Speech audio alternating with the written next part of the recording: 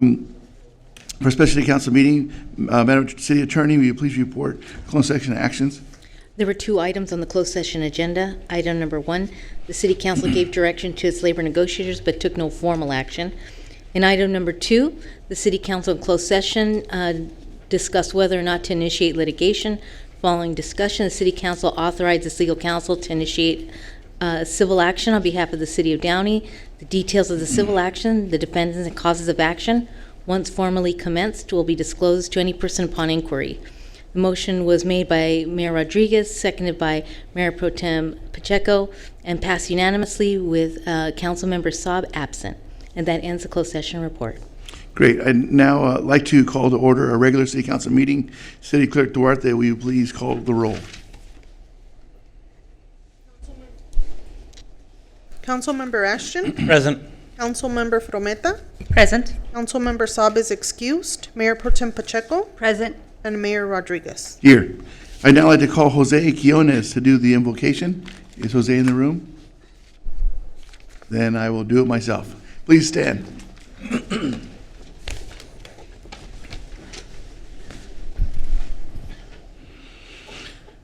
Please join me as we pray for our city. So, Heavenly Father, we thank you, Lord, for this opportunity, Lord, to pray for our city. We thank you for the opportunity to serve. We thank you for the opportunity to be in this place at this time, Lord. Lord, we pray you guide us and direct us and give us good decision-making characteristics, Lord. And we pray that you go before us and pave our way to continued success within our city. We thank you for our police and our fire and our schools, Lord. And we pray for our children that are going back to school this week and next week, Lord. We pray that you just keep your loving arms around them, Lord. We thank you for this time. In Jesus' name, amen. Amen. I'd like to call Mayor Pro Tem Blanca Pacheco to do the flag salute. Okay, everyone, please place your right hand over your heart, face our flag, ready, begin. I pledge allegiance to the flag of the United States of America and to the republic for which it stands, one nation, under God, indivisible, with liberty and justice for all.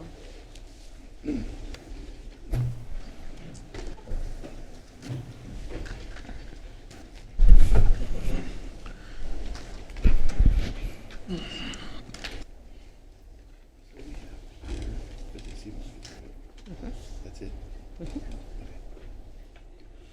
Okay, so tonight we have a special presentation by Los Angeles County Registrar Recorder regarding voting solutions for all people, BSAP. Mayor, do you want to do the council member announcements first?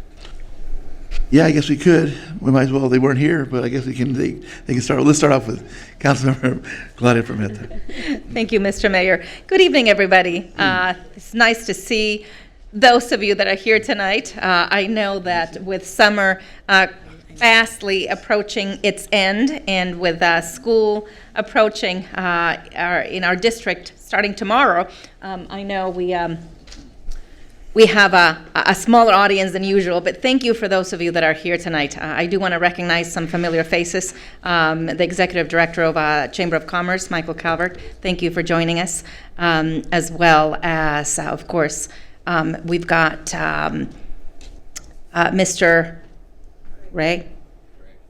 Greg, excuse me, Greg Welch. Yes, thank you. I drew a blank. Thank you very much for being here with us this evening. Yes, well, you know, I was on a plane last night. I was away for a few days visiting family in the Midwest, so it always takes more than 24 hours to get back in the groove, so thank you. I want to report a couple of events that I attended before my vacation, and I do want to give credit to the Downey Federal Credit Union. On July 27th, I attended the Bite of Reality event, and this has been a successful event that brings together an opportunity for our youth to come and learn about financial elements and responsibility in making good financial decisions, and that was a really good event for our community. We hope to continue to support those type of events and perhaps make them a little bit larger. I also attended with our mayor and our mayor pro tem Blanca Pacheco. We attended the MAID Works Experience Program ceremony on July 25th at our Space Center, and that was a really good event as well, where we had the opportunity to meet a lot of the young people that participated over the summer in various internships through a collaboration with our school district and many businesses in the community. And some of those youngsters are definitely gained a wealth of information and experience. Last but not least, I do want to thank our community and certainly my colleague, Mayor Pro Tem Blanca Pacheco, as well as Vania, our assistant to the city manager. We had from July 29th through the 31st, we had a very successful first time Girls on Fire program, and it brought together close to 100 girls from the ages of middle school and high school, and we had the event at Downey High School. There was the purpose of the event, I think we've discussed before during our past council meetings, but the purpose of this was to empower them and talk about issues of bring about mental health awareness, issues of self-esteem, healthy eating habits, and also I want to recognize the involvement of our law enforcement. Definitely, Chief, thank you for supporting that program. And I want to recognize also our city attorney who was there during the event. And we were really, the feedback that we received was really great. And the parents of those young ladies were definitely really appreciative and very grateful. As you know, again, this was a partnership with our school district. And we look forward, Mayor Pro Tem Blanca and I look forward to growing this program in the coming years. Mr. Mayor, this will conclude my comments for this evening. Thank you. That was quick, but before we move, I'm going to, please, ladies and gentlemen, I'd like to have a round of applause for Claudia, for Ladies on Fire. That was amazing, so thank you, Claudia.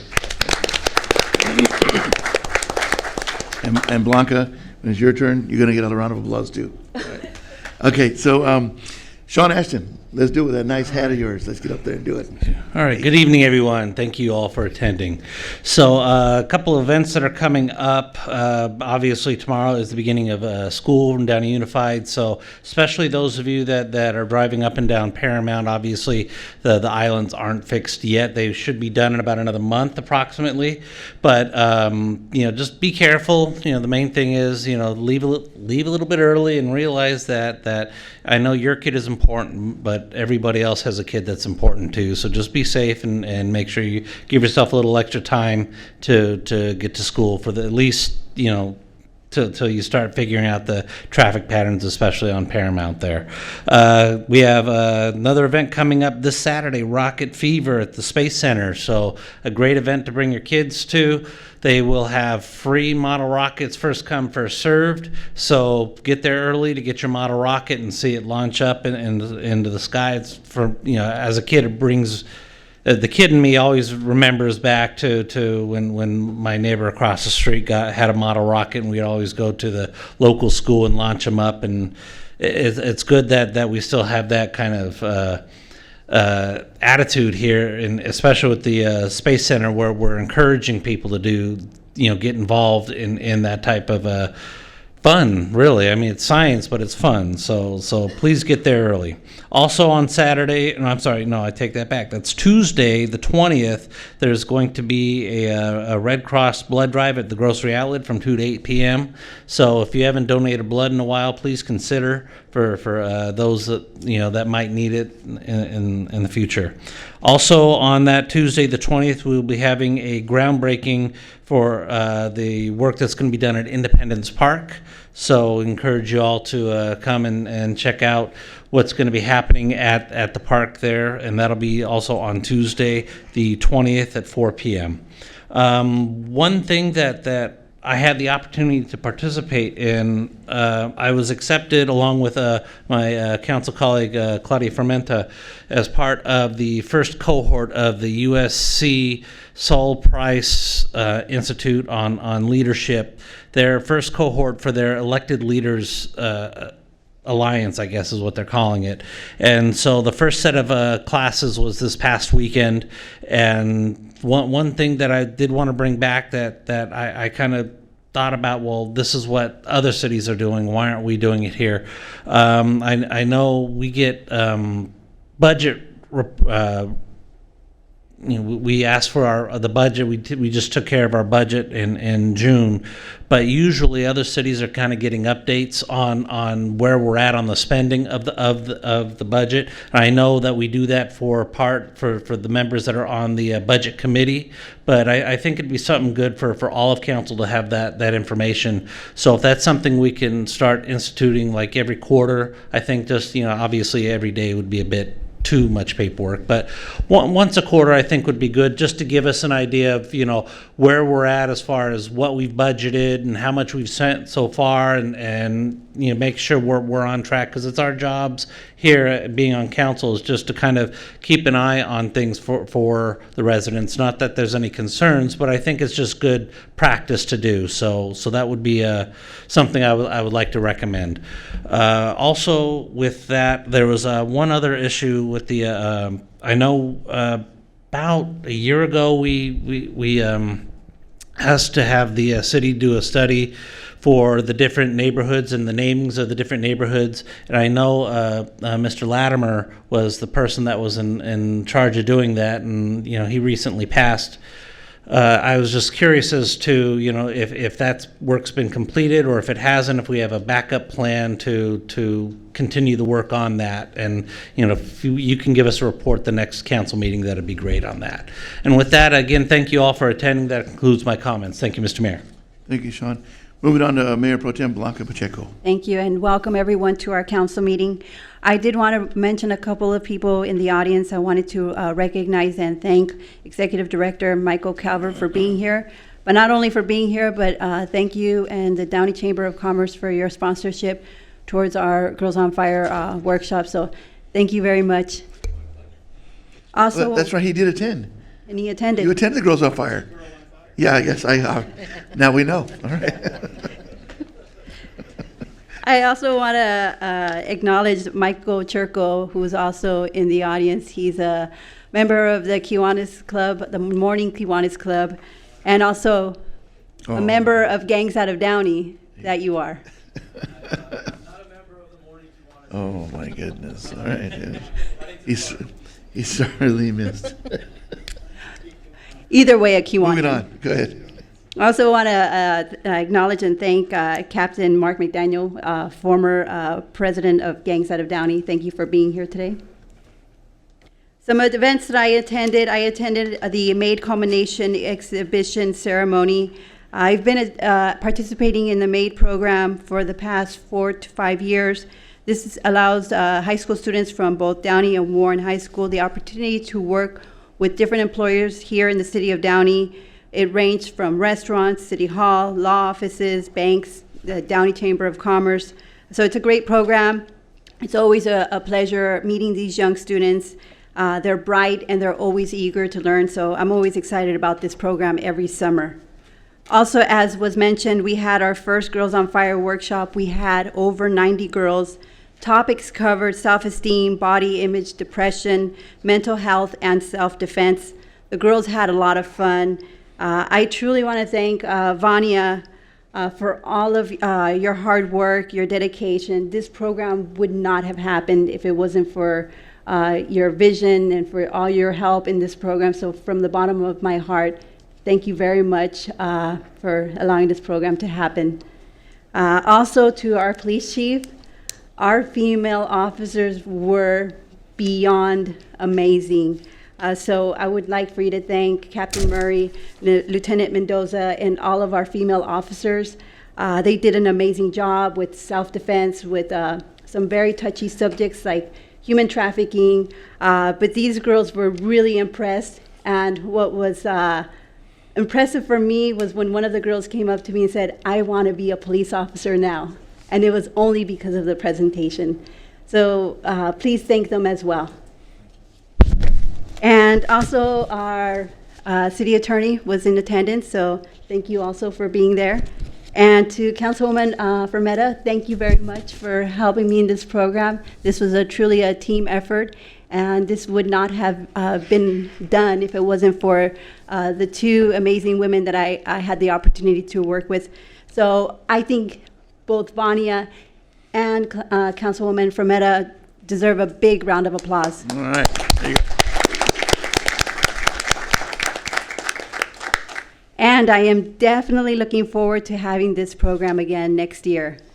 Also, August 1st, I attended the League of California Cities LA Division Installation Dinner. I was installed as the Vice President of the League's LA Division.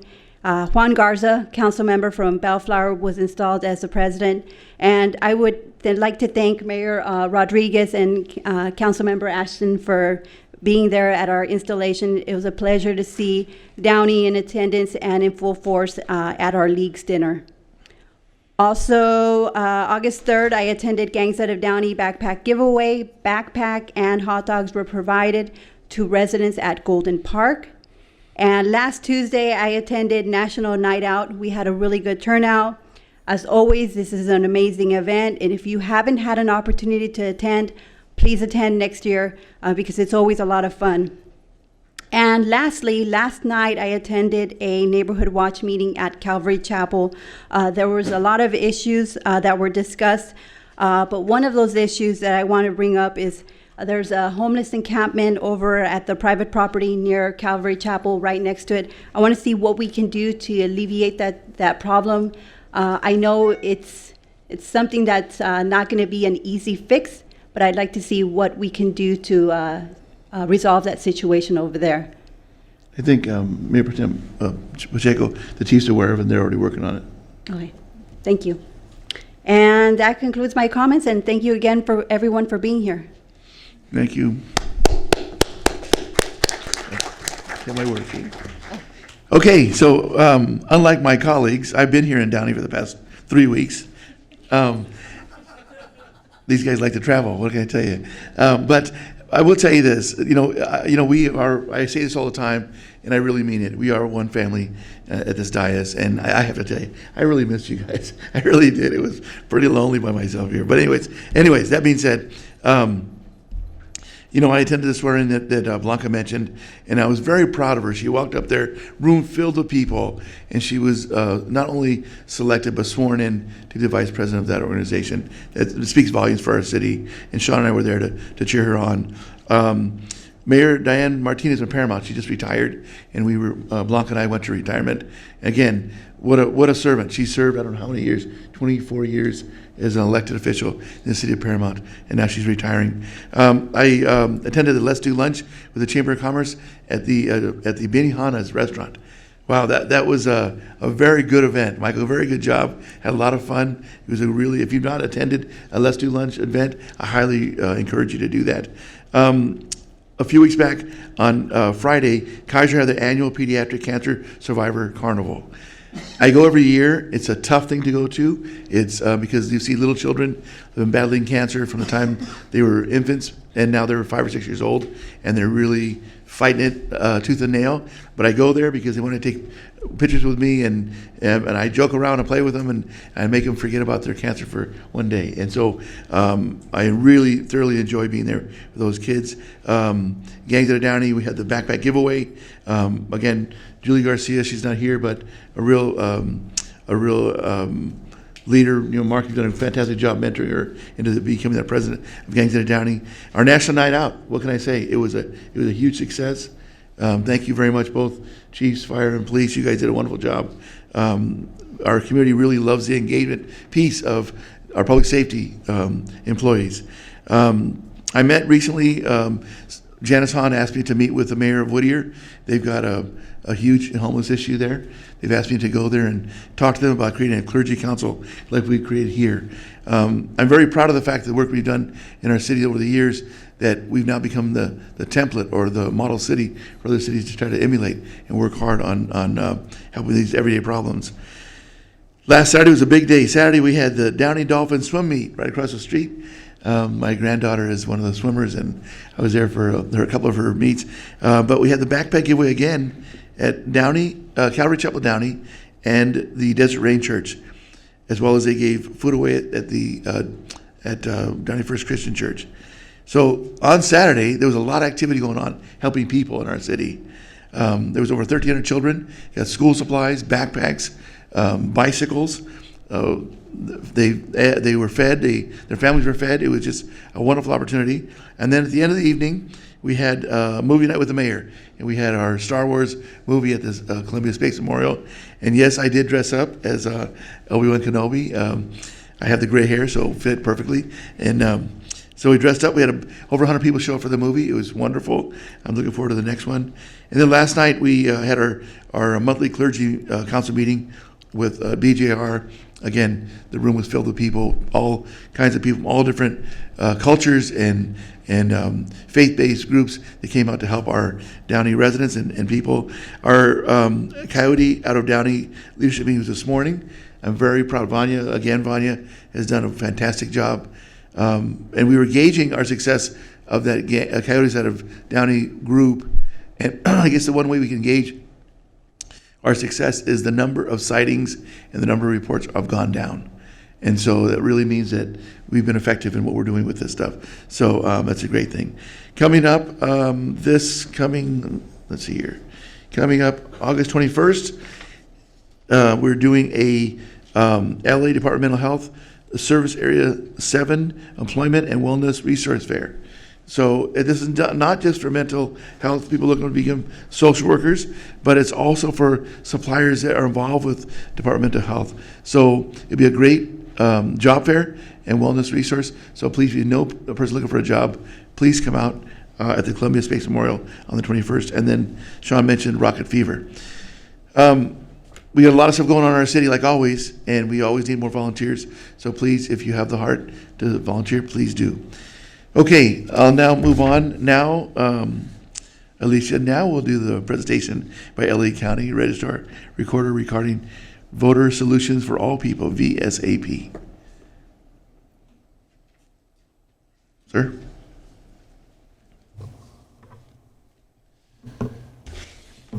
Jeff Klein, correct? Correct. Yes, sir. Welcome, Jeff. Thank you. Thank you, council members, for having me. We are getting out into the community to all the cities to talk about voting solutions for all people, so I appreciate your time. We have a lot of big changes coming up with how we run elections in LA County for the March, and they'll take place as early as the March 3rd election coming up. The first part of my presentation are about all the changes, and the last few slides are about how we can all partner further to really help get the word out to the residents of Downey. So appreciate your time. I'm told I'm pretty thorough, so if you do have questions, maybe wait till I pause, and I might answer it along the way, but I'm happy to answer any questions related to this or about elections in general. So I think I have the clicker here. All right, so as mentioned, we're looking to get out to the community, not just city councils we're presenting to, pretty much any organization that's interested. So if you do know of an organization in your community, it can be a political organization or a not political organization. Just as an example, we've had a lot of realtor groups very interested in the changes. Please let us know. You can contact me. We're happy to put them on our outreach calendar. We've done close to 250 presentations countywide over the last year, so we're really getting out to try to get the word out to everybody.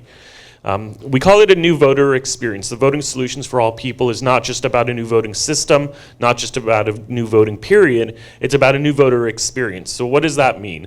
I think most people know when you show up at a polling place right now, there's a paper roster. The poll worker will look up the voter's name, find them in the paper roster. Those paper rosters will be replaced with an electronic poll book. It'll look very similar to an iPad. It'll look up the voter inside our voter database.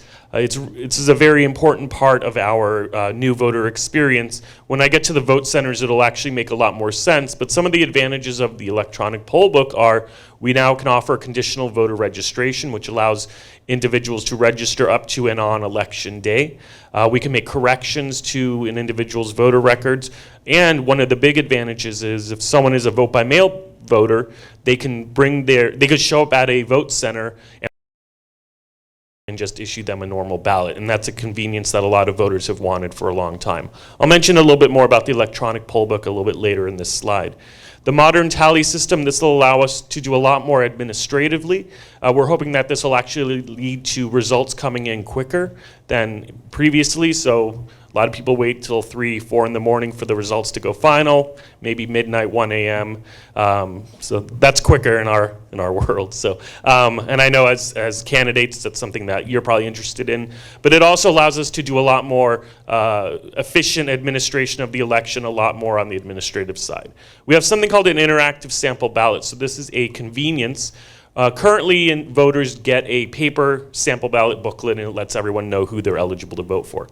You can have the option to have an interactive PDF where you'll make your selections on either your mobile device or your home computer. It generates a barcode called a QR code, and you'll bring that into a vote center, scan it once you've received your ballot. You'll scan it at the ballot marking device, and it transfers your selections directly into the ballot marking device. You still have to review and confirm. It's not your vote, but it allows you to more efficiently and quickly cast your ballot. So it allows someone to get in and out maybe in 5 or 6 minutes. As you know, elections are consolidating in LA County, so you can imagine how long the ballot can be when you factor in all the presidential contests or the gubernatorial contests, the statewide ballot, plus all the local contests. This allows someone to really pre-mark their ballot and transfer the selections. We'll have a new ballot marking device. I'll talk a lot more about this in a second, but you can see a picture of it from the top down. This is the first publicly owned voting system. LA County has developed this system for the voters of LA County. It's still a paper system. We like to always make sure everyone knows it's not electronic voting. You do use a touch screen to interact with the device, but you'll receive a paper ballot. The paper ballot will be inserted. Your selections will be printed directly onto the paper ballot, and it is the paper ballots that we tally after the election ends. So everything is a paper-based system. There's no internet connection, there's no Bluetooth, there's no Wi-Fi. A few other features about the ballot marking device: it's fully ADA accessible. Individuals can actually plug their own accessibility devices into it. It'll have all languages that we serve voters in LA County programmed into it, and you'll also be able to hear your ballot audibly. So if you want to hear it in English or you want to hear it in any of the other languages we serve, you'll be able to use the headset to make that selection. The voting period and vote centers sort of go together. Those are one of the big changes for elections moving forward. Instead of voting in person on one day, you'll actually have a period of 11 days of in-person voting if you choose to do so. At the height of the election, we'll have 1,000 vote centers all over LA County, and you can vote at any vote center in LA County. So if you're, let's say you're visiting constituents in one part of the city and that's not normally where you vote, that's okay. If there's a vote center over there, you can go ahead and cast your ballot. So the vote centers will open 10 days before the election. We'll have 250 starting 10 days before, and the last 4 days it'll increase to that 1,000 number. And if you're in Long Beach, if you're in Lancaster, wherever you are in LA County, you'll be able to vote your home ballot at that vote center. So mentioning the electronic poll book, you can see why we need an electronic device to be able to look someone up. Once someone votes, we'll mark them as voted real time. This prevents someone from going from one vote center to the next and trying to vote multiple times. And then the last item there I'd like to point out is our new vote-by-mail ballot. And if you are a vote-by-mail voter, you actually notice this change already went into effect. It's a more intuitive ballot. You mark directly on the ballot itself. It's what we call a human-readable, full-face ballot. You can read everything on the ballot. You bubble in the selections you want. No more Scantron where you have to find the number and match it up. That was always a little confusing for voters. Also, another big change for vote-by-mail is you no longer need postage to return it. It's all postage paid. And we'll have 150 ballot drop box locations. So voters will have the option to return by mail, They can return at any vote center, and they can return at one of our ballot drop boxes. So some voters are not comfortable mailing their ballot. This is an option for those voters.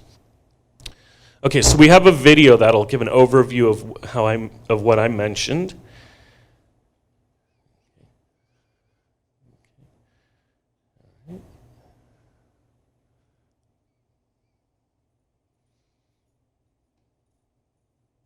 The election is just around the corner, and Los Angeles County has a new way for voters to make their voices heard. New Los Angeles County vote centers are located throughout the county. Cast your ballot near your home, work, or favorite park. Voters can go anywhere. To find a vote center that's convenient, visit lavote.net and find one that works best for you. Instead of waiting for one day to vote, you are now able to vote across 11 days. Once you've arrived, a vote center assistant will greet you and check you in before taking you to the ballot marking device. Did you know that there is a new interactive sample ballot that lets you pre-mark your selections online and generate a poll pass? A unique QR code that will let you quickly transfer, review, and cast your selections on a paper ballot at the County Vote Center. The new ballot marking device includes an audio ballot, a touch screen, and a tactile keypad to make voting faster and more accessible. You can also select your language, change the font size, and adjust the contrast for easy viewing. Then, after you make your selections or scan your poll pass, you can review your ballot to verify your choices and cast your ballot by feeding the paper ballot back into the ballot marking device.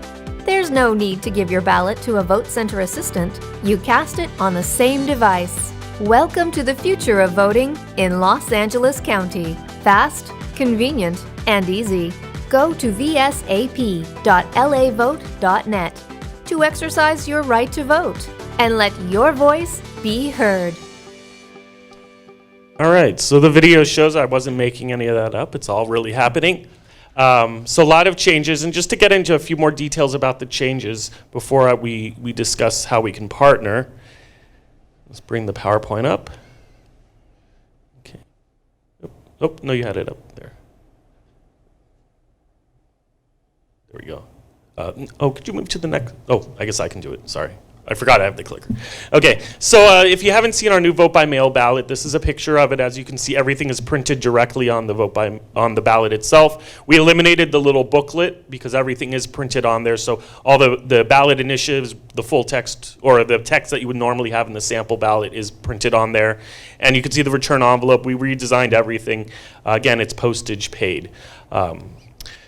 For vote centers, a little more on that. So on the left, you'll see the layout of the typical vote center. We'll have three sizes of vote centers. We'll have large, medium, and small. The large will have about 50 ballot marking devices. The medium will have about 25 to 30, and the small will have maybe 10 to 15 or so.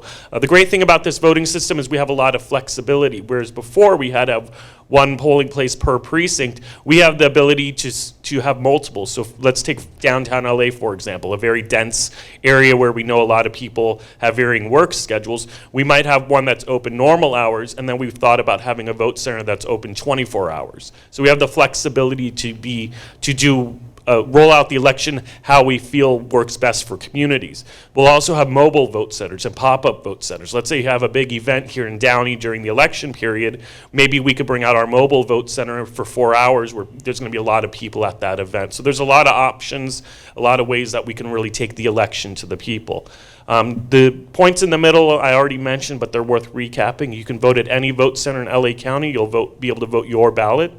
The electronic poll books will allow us to administer the election, allow us to issue the correct ballot to voters. It's fully accessible, and we'll have 11 full days of voting. And on the right, you'll see a picture of what we call the poll pad. That's the name of the electronic poll book.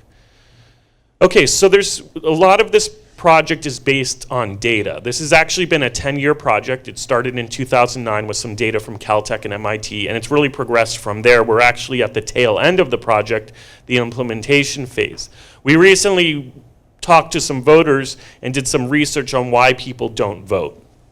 So that's on the left. So the number one reason people said was they were too busy. The next one was the election was not important, then they forgot about it, they didn't have time to get off of work, and so forth.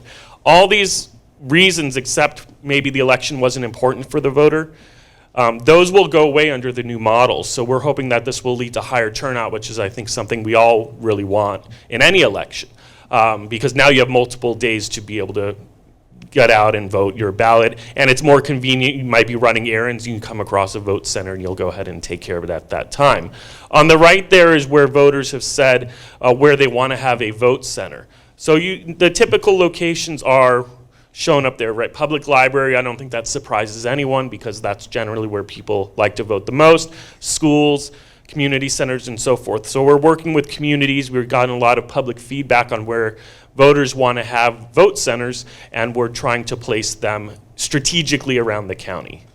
Okay, interactive sample ballot. As I mentioned, this is an optional service. You'll make your selections either on your mobile device or on your home computer. It's very much like an airline boarding pass. You generate a QR code and you transfer it to the ballot marking device.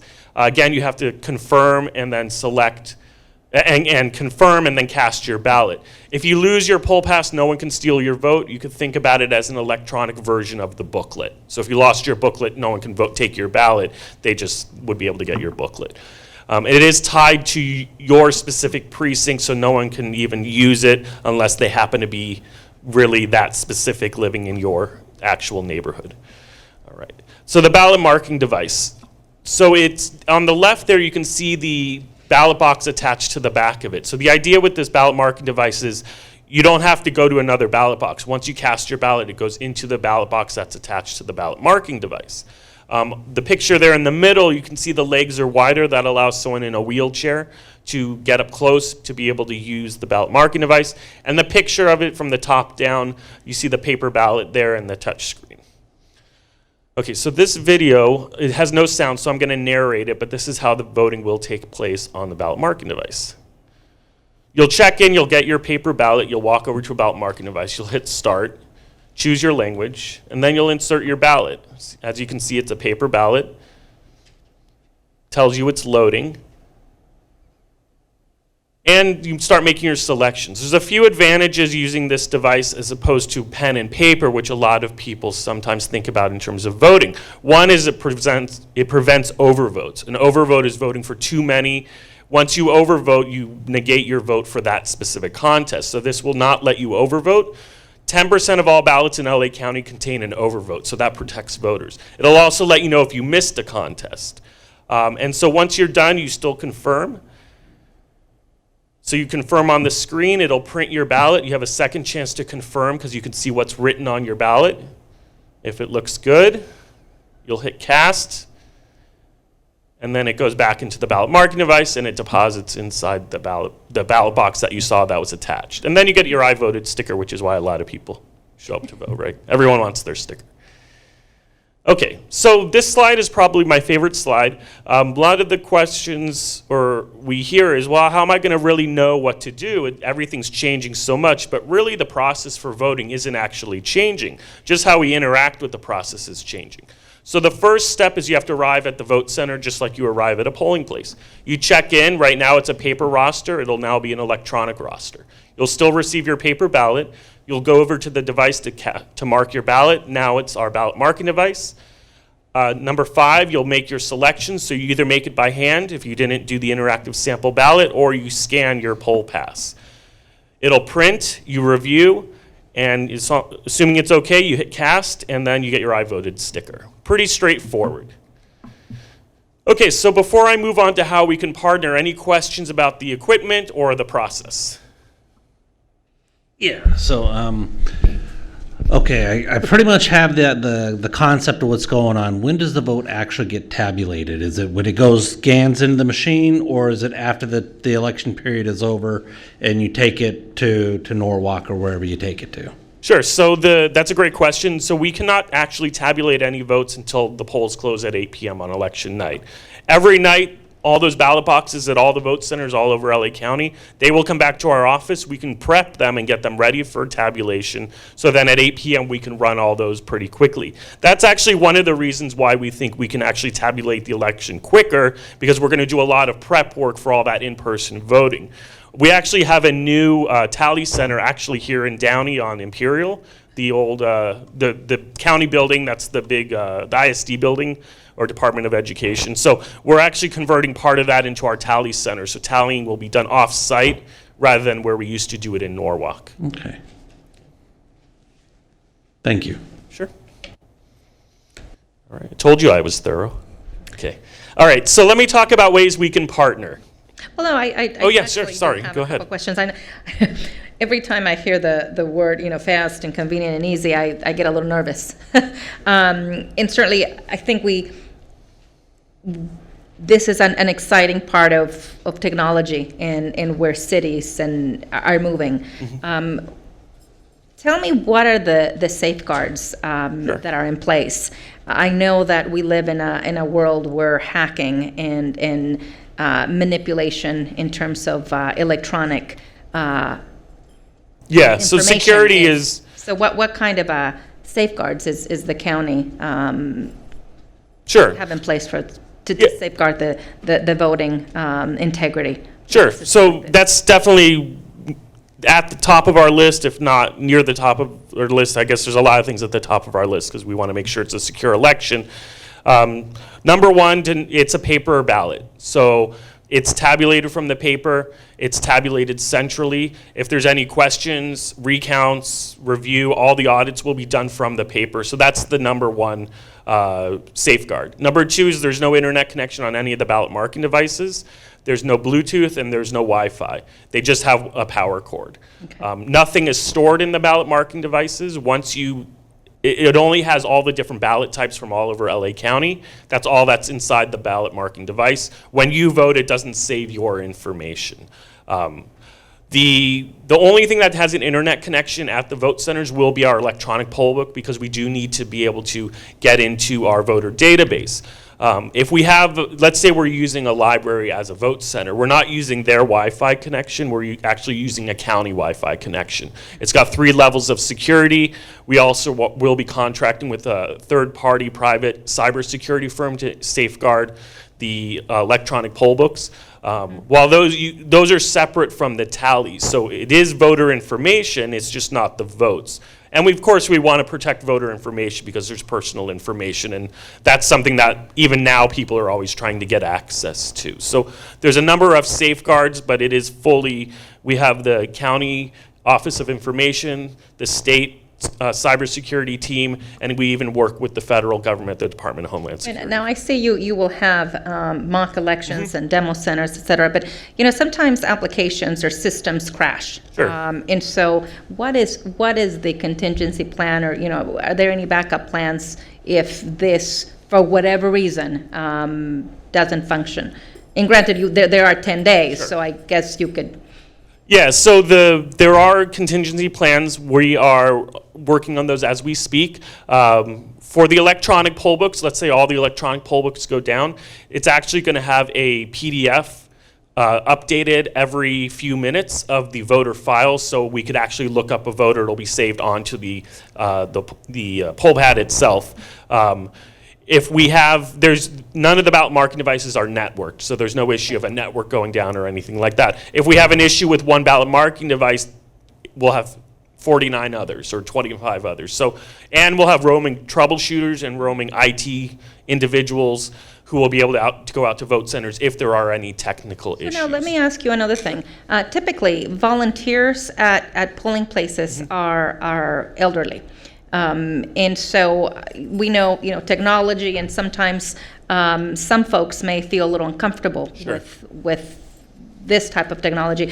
Do you anticipate having additional training so that the individuals that you have at the various places are trained and comfortable with this technology? Yes, so the training will be significantly longer. Currently, poll workers go through 2 to 3 hours of training. The training will be 6 to 8 hours, and depending on the position. And we actually want to have some of our elderly poll workers still work and learn to be vote center staff, because I think individuals who show up who aren't comfortable with the equipment can relate to someone who might be able to walk them through it. So we're rethinking different roles.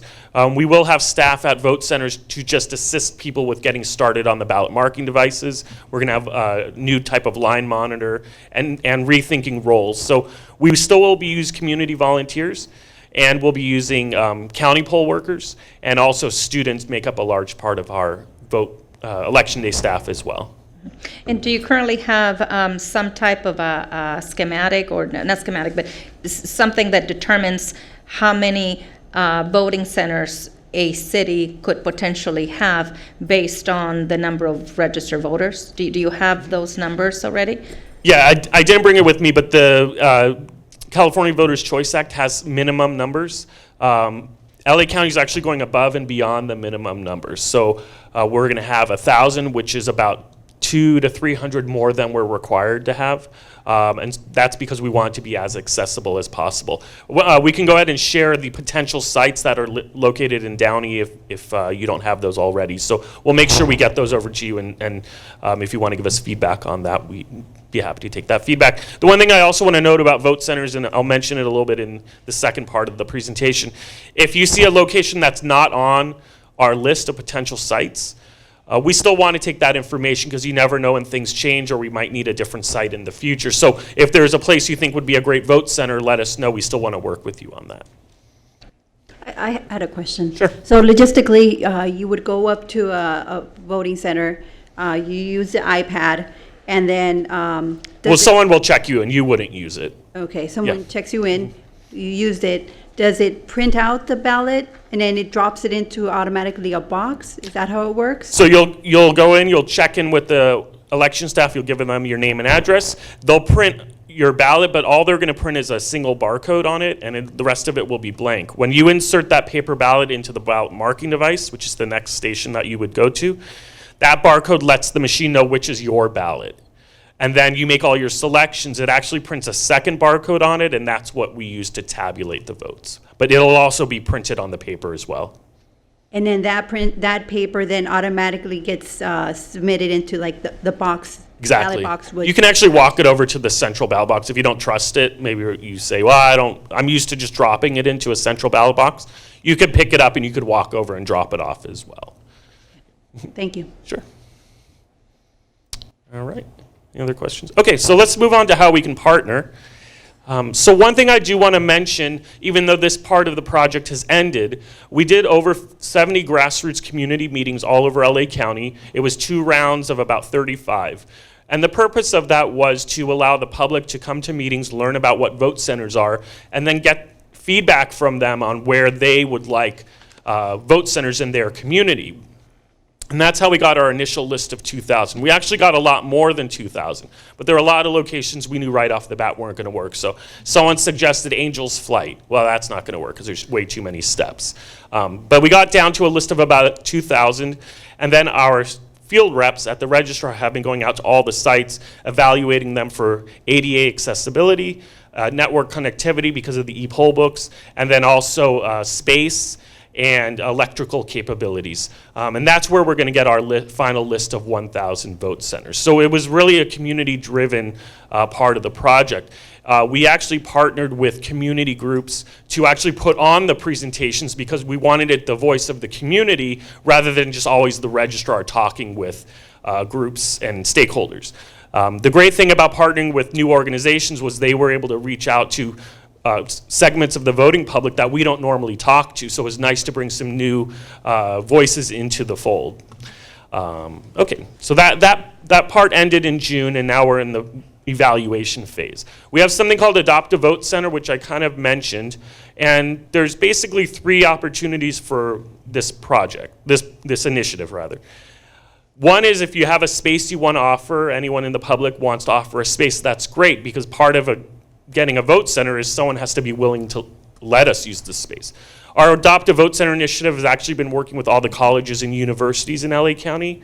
We'll have a vote center at every college, every major college and university, including community colleges. So they've been setting up meetings with those universities. We are actually proud to say we've secured all Cal State universities in LA County, so they're all going to have a vote center.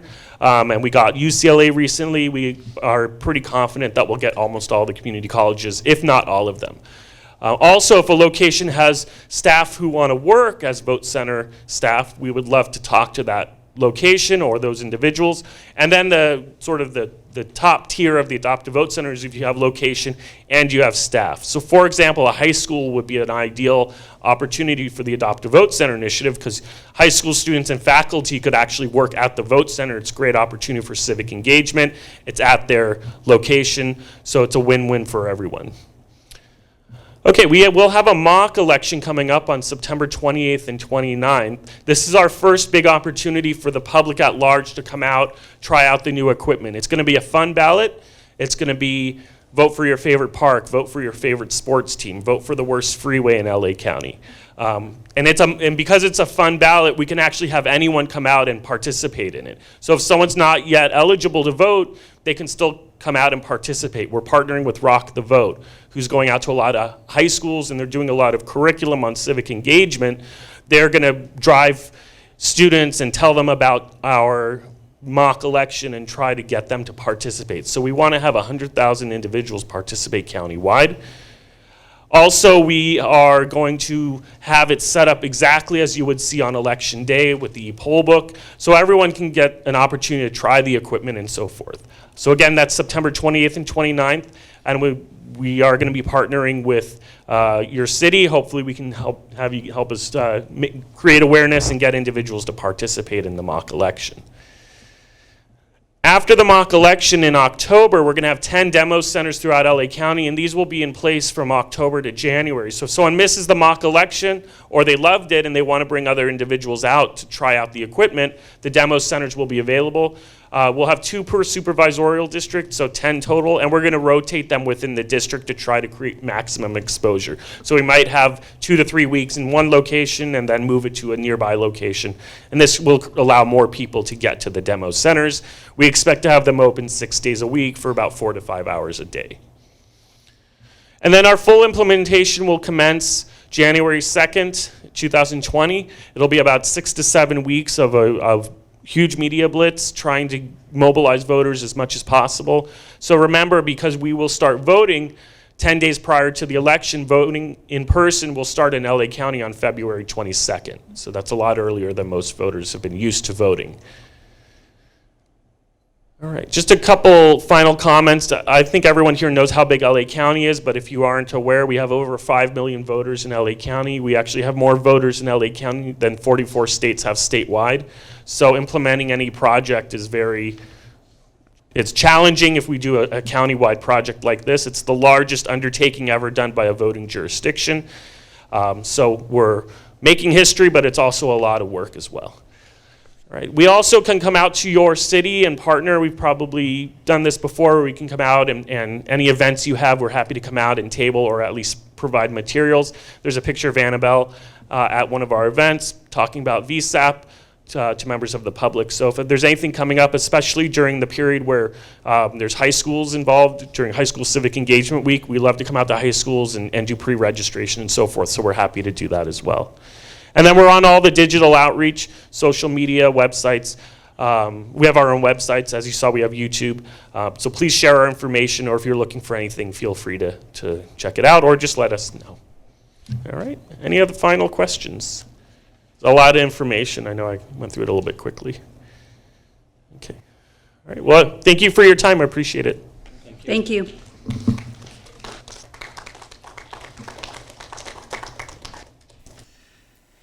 Okay.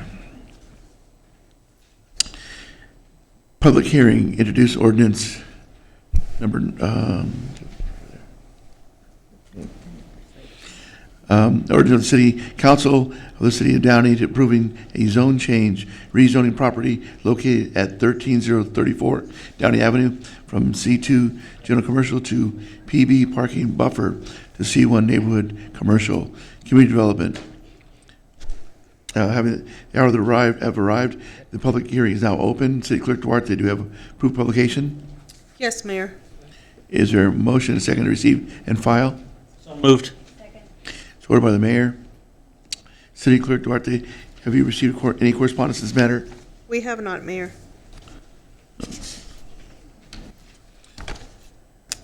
John, who's doing this staff report? Mr. Mayor, City Planner Crystal Landvazo will do the presentation. Okay, welcome.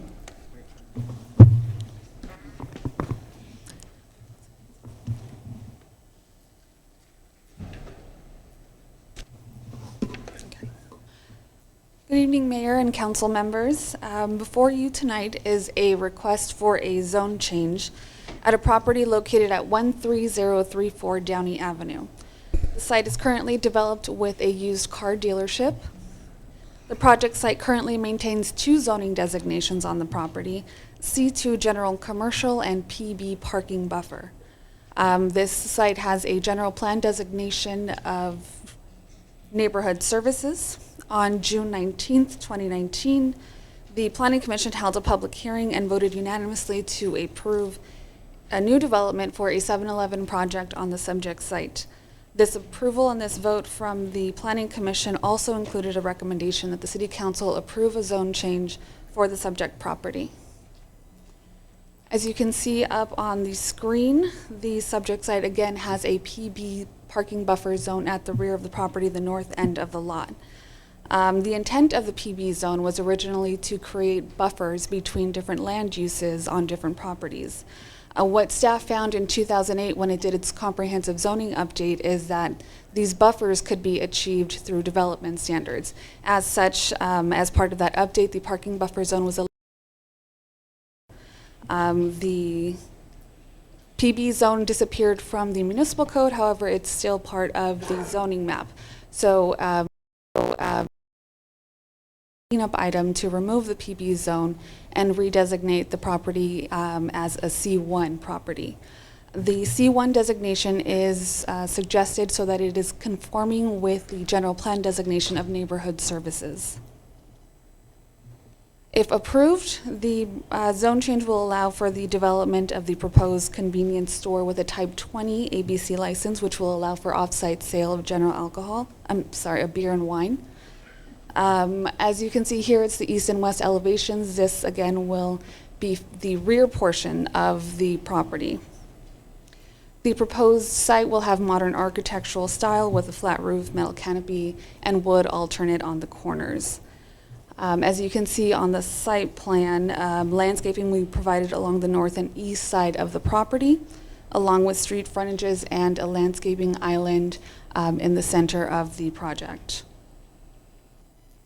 Staff tonight is recommending that the City Council approve the proposed zone change to designate the site as a C1 neighborhood commercial property consistent with the general plan designation. And staff is available for any questions. You guys have any questions or comments? So can you go back to the little bit more, that one? Mm-hmm. So we're still keeping the C2 in the parking buffer in the proposed zoning? Or is, To the left, that's what the existing zoning to the right? goes. To the right, the C1 designation is the corner parcel. That is the subject property. The PB zone that is shown behind it is actually part of an adjacent property. So Okay, so that's not even, that's part of the apartment complex? Exactly. And then the C2 is part of the apartment complex? Exactly. Okay, thank you. Okay, questions? No? Okay, thank you so much. I'll now open this item for public comment. Is there anyone present who wishes to speak regarding this matter?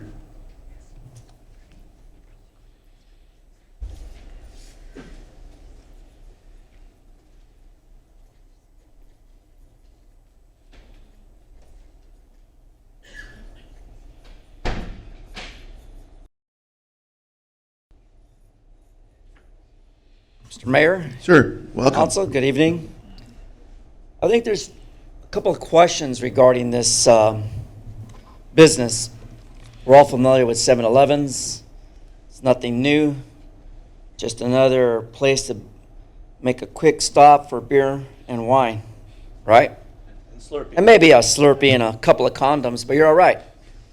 But anyways, I think in regards to what we're talking about here was the complaint regarding where the trash bins would be located. And that was the reason why I came back here for council's decision, because of the setup with those, or possible 1 or 2 trash bins that would be somewhere in that location of the planner on page 2 of the zone change ordinance. In addition to that, I think other members of the public were not aware of the setbacks because we were still unsure about whether or not we're going to enclose or fence in the back part of the property because, yeah, it's a great idea putting trees back there, but because we have a growing population of homeless people, it's a nice shaded area for a park for people to camp and sleep now.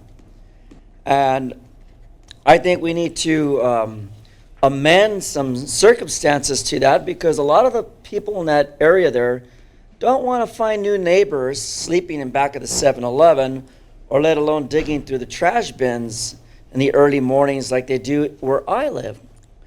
But I never complain. I just simply point out facts because I'm a light sleeper at 3 in the morning when someone's crawling through the trash can, throwing their trash all over the street, and they walk away.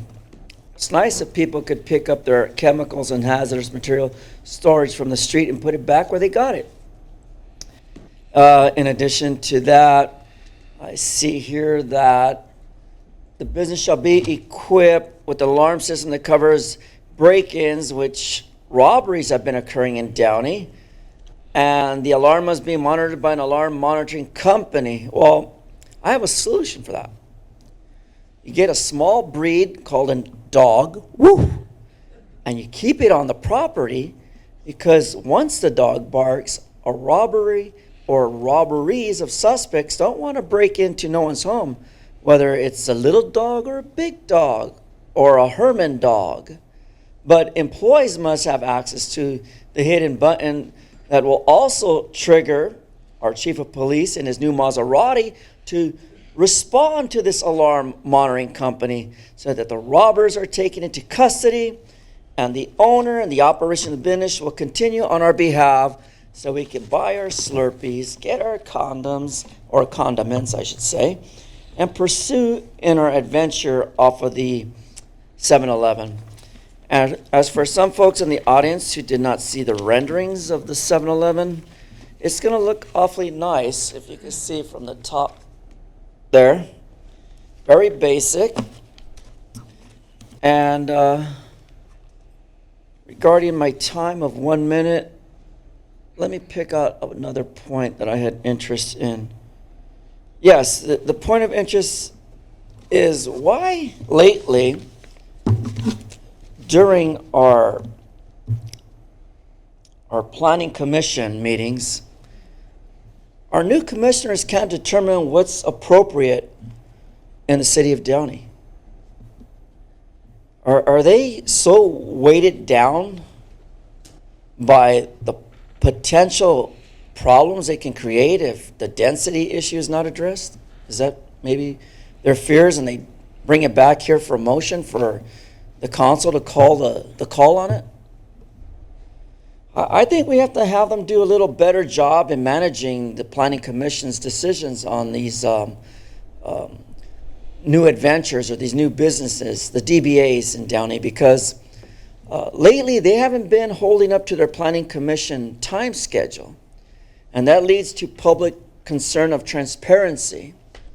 And if the public can't weigh in at the time of their decision or make deciding calls for the commission to maybe amend or reverse a call that may seem inappropriate at the time, I think it's time that we get a crunch on some of those officials and let them be aware that it's time that they spend more time reading the criteria of these new DBAs or simply stay out. Thank you, Mr. Herman.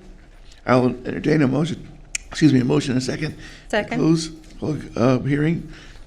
I'll make a motion. Second. Ordered by the mayor. Is there a motion and a second to introduce this ordinance? Second. Motion. Okay. It's usually the other way around, but okay. Please vote. Ever since you girls got on fire, you guys can make decisions now.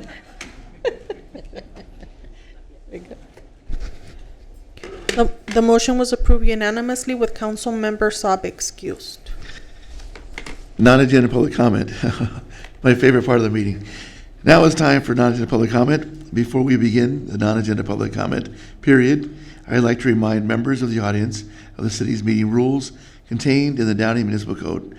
Members of the audience who wish to address City Council during non-agenda public comment are prohibited from engaging in any conduct that would disrupt or interfere with this meeting, such as yelling, screaming, cheering, or whistling. If the speaker engages in a conduct that disrupts or interferes with the meeting, I will ask the city manager to have the speaker removed from the chambers until the end of the non-agenda public comment period. I remind speakers that each person has 5 minutes to speak on non-agenda items, and that your comments be addressed to me and not to any other council members or staff. Please state your name for the record. Those wishing to speak now may come forward.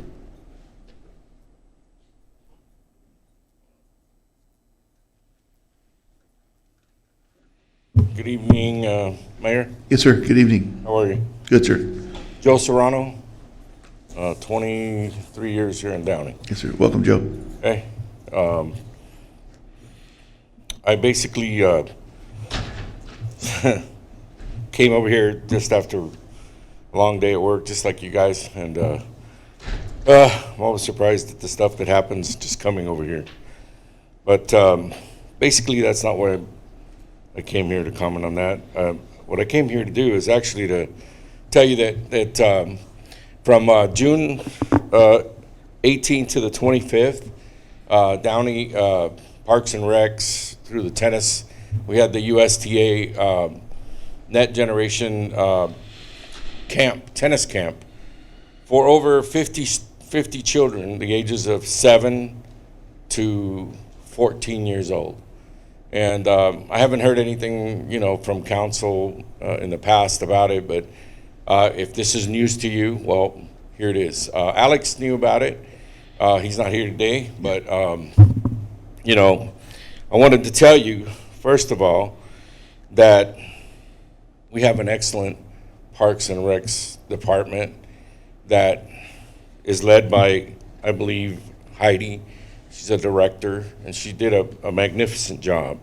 In spite of, some of the stuff that first they were cutting through an electric station for the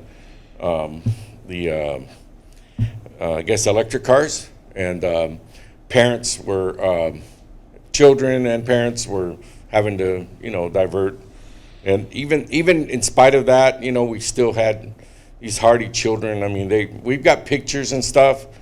And so then I was coming here and I was asking myself, rather than me saying anything, I was just asking you as the city council to, how would you, recognize what a job they did? I mean, the coaches that I kind of led it, not just kind of, but I did.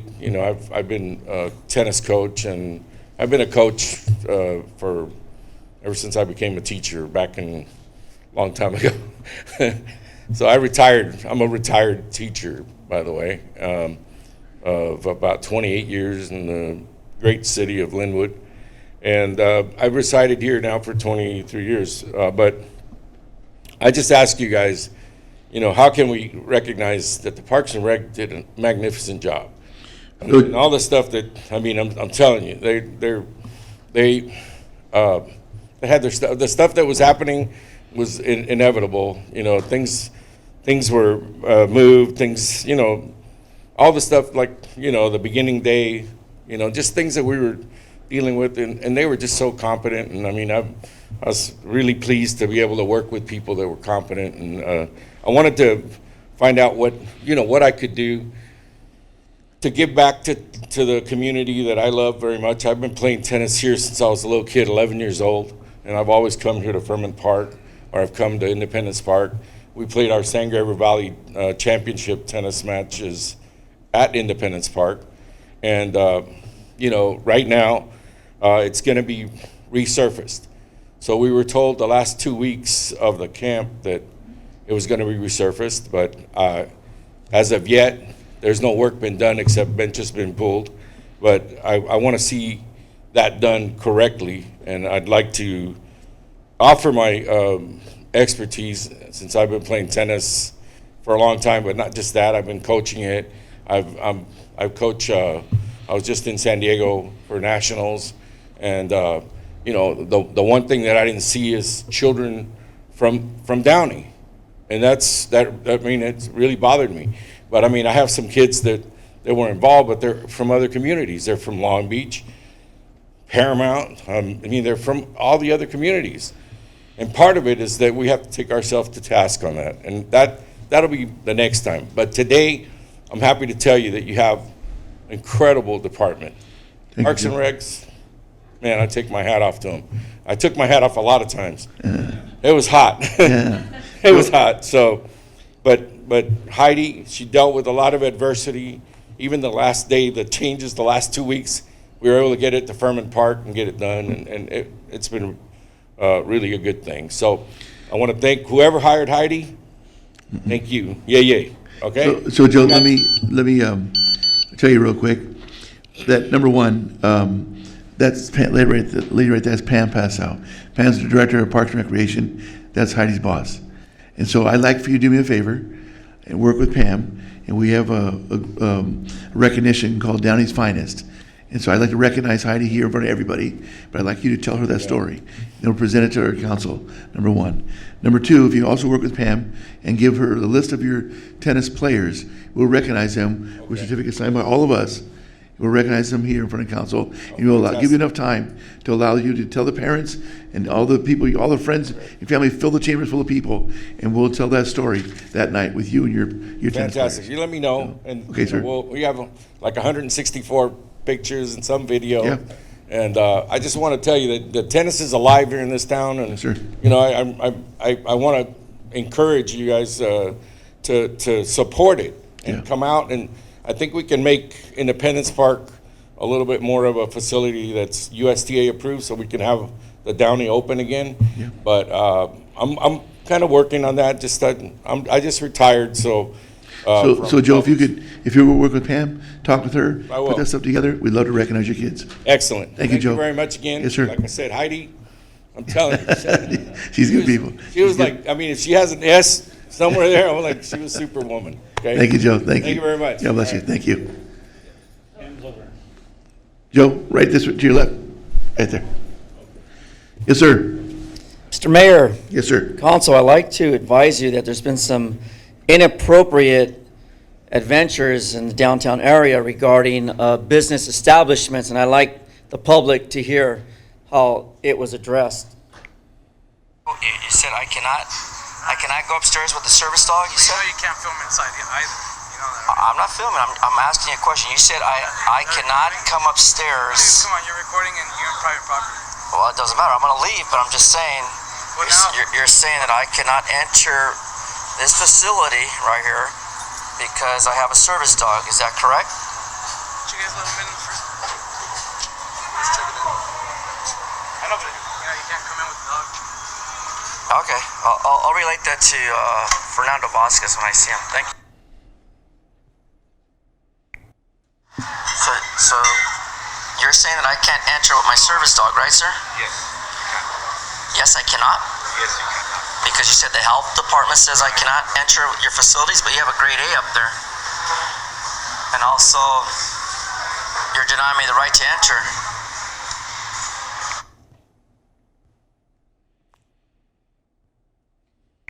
Unless you have the paperwork on it, that'll work too. I'm sorry, I need what? Or do you have the paperwork that says he's a service dog?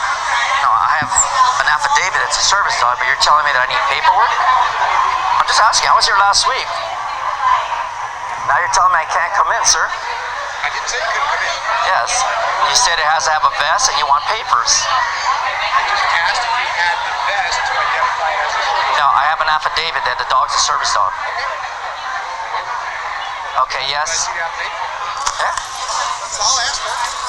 That's not what you asked me. I asked if you had any identifying paperwork or a vest to identify as a service dog. That was all.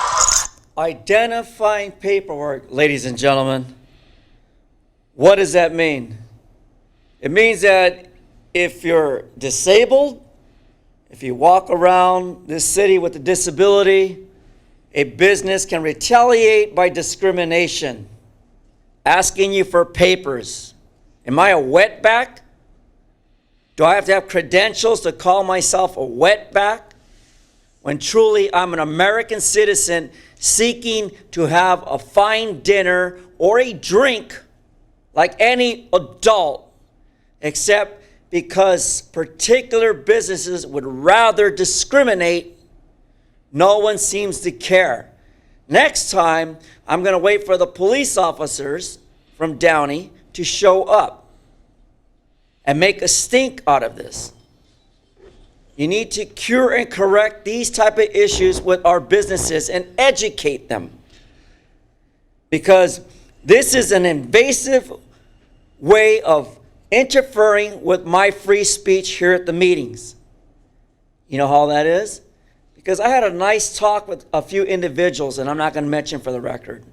And I said, I'm going to step back from using intensifiers. But you know how upset I am over this matter and how badly I want to bring down my mouth? But I'm not. Thank you, Mr. Herman. Thank you. But as necessary to avoid the danger, you need to understand that we have rights. Just like today, you're going to be talking on item 15 on the agenda regarding rules and conduct as to what goes on here in this legislative house called We the People.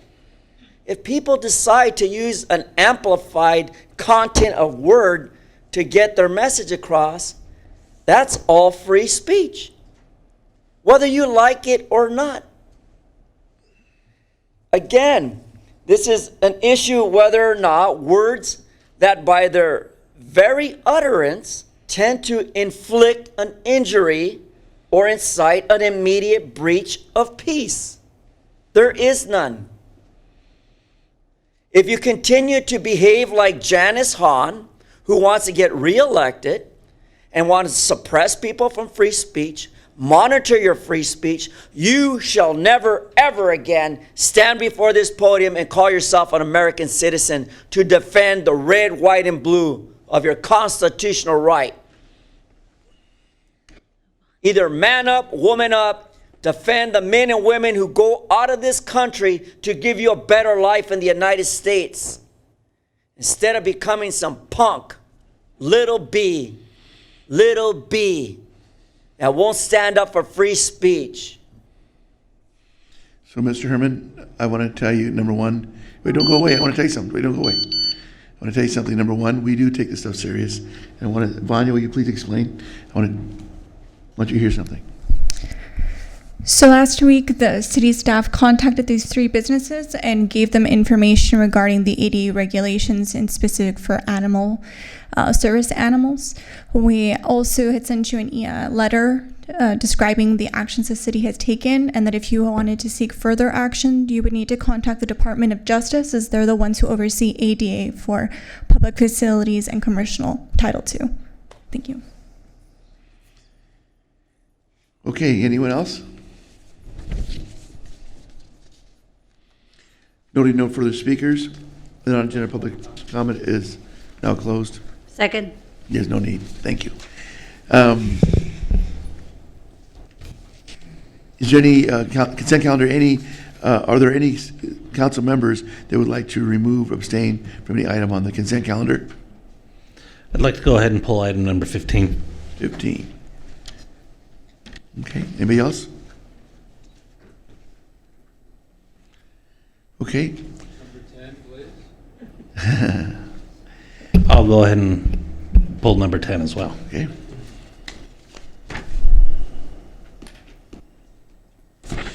Okay.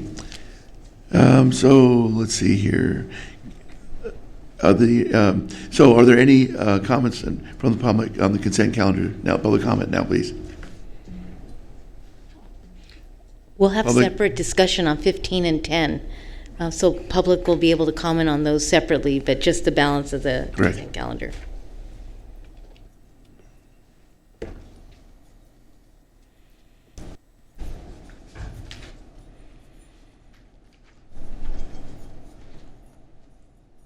Let us all thank Mr. Harry Howard. And all of you can reach out to him at 949-526-3342. because installments for $20,000 monthly shall be coming so that we can get our Measure S infrastructure completely done. Yes, this $240,000 amount is only a surface scratch because most of you have seen and driven on our poorly failed infrastructure of streets. The worst in the state of California, and we blame it on Caltrans. Because Caltrans has opened up so many cans of worms on our freeways, forcing other drivers to maliciously drive into our neighborhoods, wreck our streets, plunder our streets into what they are today when you drive on them. And I know you're not happy because I'm not happy. But this site manager, Mr. Harry S. Howard from Mission Viejo, has a good resume. He has 6 years' experience as a superintendent. And we shall count on his services as related to the position of implementation of Measure S. Isn't that what we wanted? Our library is on its way. The music on the background behind the police department sounded great. Listening to some country songs. So we know it's going to get done. Country boys always get it done.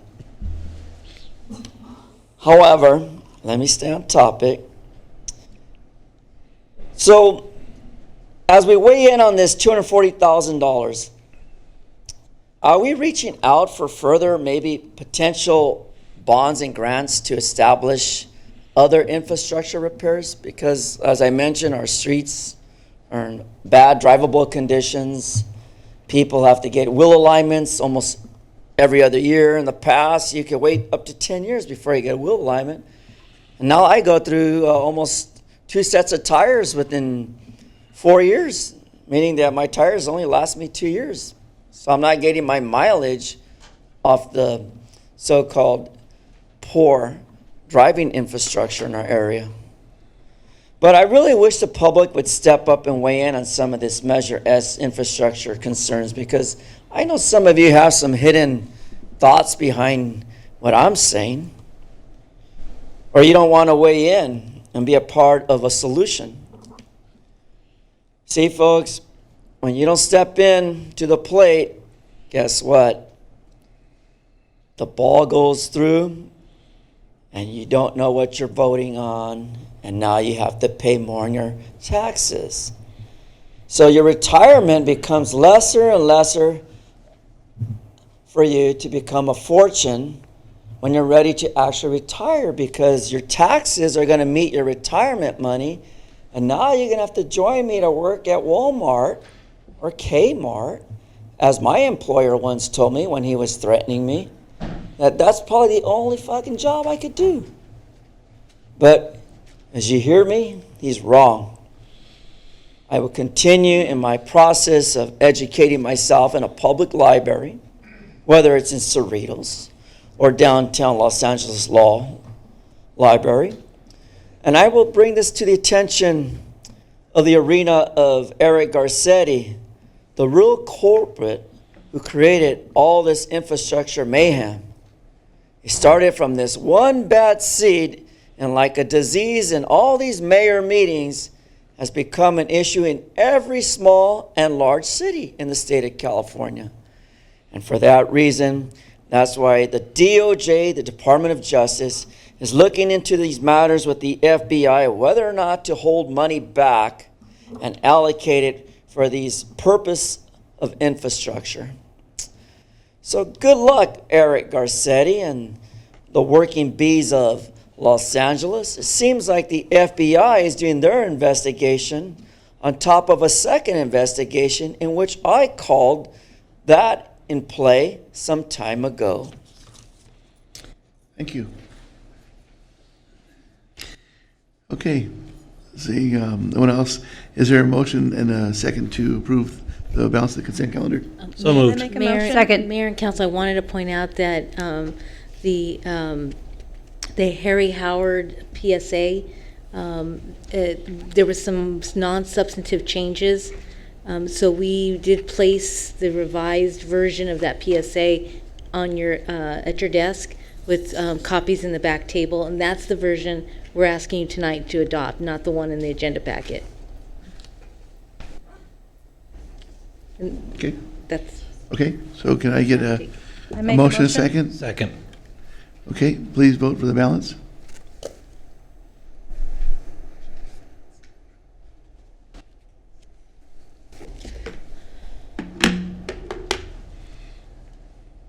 The consent calendar was approved with Councilmember Ashton pulling items 10 and 15 for separate discussion and Councilmember Saab excused.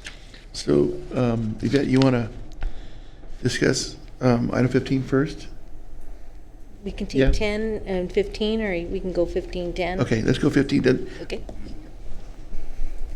So, back in May of this year, we, the council had a discussion about making some substantive changes to the meeting rules that would consolidate the public comment periods.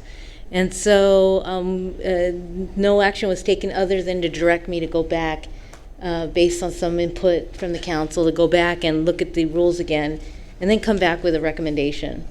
So what I did here before you is scaling back from the original proposals and simply addressing the issue of just the consent calendar, how we handle consent calendar items.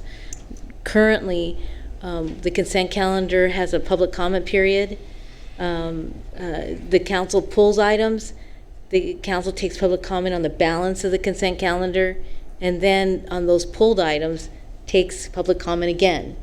And so, looking at that, trying to bring some efficiency to the agenda and how we handle our consent calendar items, the only change that is being proposed here is simply to allow for public comment when the consent calendar item is called, so that the public has an opportunity to comment on all the items on the consent calendar up front.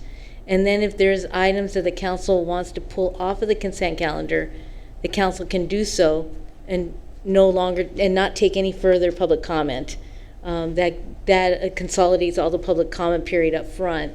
And then if the council feels that in a pulled item they want to reopen public comment, the language was written such that there's that flexibility. But it is just a way of just streamlining how we handle consent calendar items. There is another substantive change we made to the language regarding folks who bring in signs and other large items here into the council chambers. The current language says that folks can bring those items in if the mayor allows them to.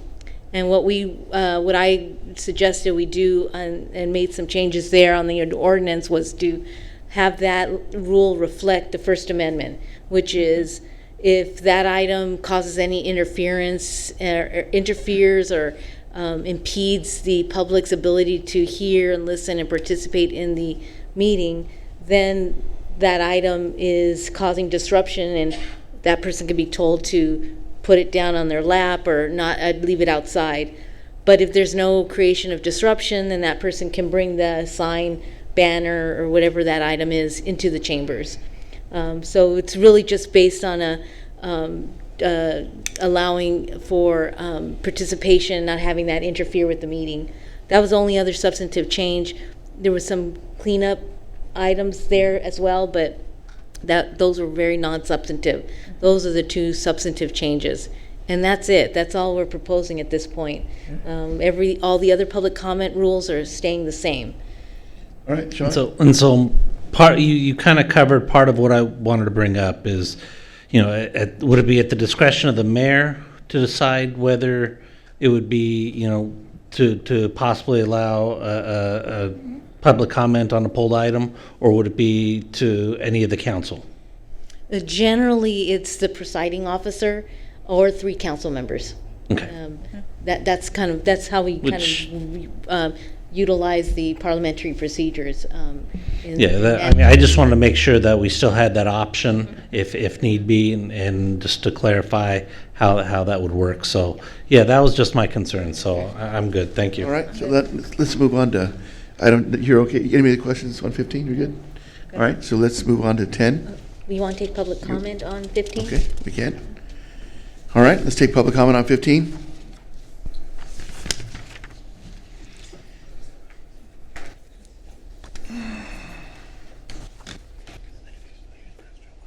Okay.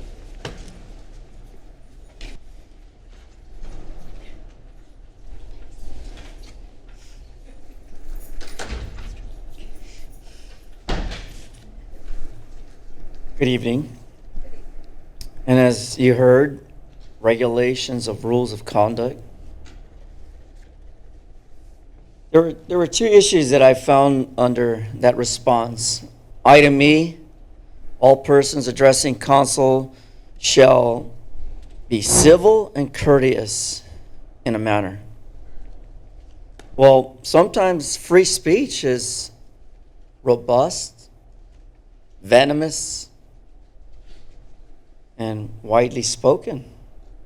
And yes, it will stir you up, because sometimes the intent of the speaker is to stir you up, to call attention to what's important in his opinion, in his state of mind. Like Bagdasarian, Walter Edward Bagdasarian. I will refrain from using the N-word, but I'll put it in context to what he was saying. He said about Obama at the time. He said, you know, I'd put that 50 caliber to that blank's head. I can't see us going through another 4 years of this shit. Protected speech. Did he threaten Obama? No. He simply said, if. And the courts ruled in his favor, adding Watts versus the United States. Look it up if you don't believe me. WATTS. Read the content of the law. And what about that of impede the orderly course of the meeting? Someone might just dangerously walk in there with an offensive word on their shirt. Not yelling it out, but on his shirt, he might have some derogatory remark. Like back in the days when one gentleman walked into a court and he says, F the draft. Wow. Was arrested for wearing a shirt. Not yelling, not screaming, not getting anyone's attention for it, just walking around the courthouse. And they decided to arrest him for free speech. And lately in the fake news, we hear about how we're condemning our free speech. How we're choosing who to allow to be heard and those who are not allowed to be heard. And what does certain cities use for that type of course of action? Well, they'll put a restraining order against you. Or they'll call their threat management unit, a special organization created in Sacramento. It's called the TMU. And they follow you, they track you, they target you, and then they begin to do stuff to your home. They begin to do things at your job. Sort of very mild, soft way of intimidation, retaliation when you speak against local government. Because that's the only tool local government has. It works. Sure hell puts a scare in people. Unless you're like me, a rebel. A rebel with a very strange cause. Since I was attacked by the threat management unit several years ago. And now my FBI friends are here investigating the threat management unit with Mr. Fewer. So see, when you prohibit free speech, gathering of people to give their version of their opinions about what they like and dislike about government and how it works, just remember that, again, by means of averting free speech, you're actually creating turmoil. More free speech means less violence. Less free speech means more violence. Just like in Arizona, you can have a gun permit, walk around with a gun. No one goes crazy down there because your neighbor is packing. Here in California, dumb cop walks up to a bunch of taggers who are putting their graffiti art up in an area and he gets shot. Poor Juan Diaz, right? All over the news the other day. But the problem was, he wasn't street savvy. Should have just turned and walked away. The way all of us do when we see people committing crimes because we're so afraid. So just remember how important free speech is, how you engage with it, or who you want to threaten with it. Anybody else? Anybody else? Okay. So the motion would be to introduce the ordinance of the City Council amending Downey Municipal Codes, Article 2, Chapter 1, Section 2105, regulating the rules of conduct for City Council meetings. Can I get a motion in a second? I'll make that motion. Second. Please vote.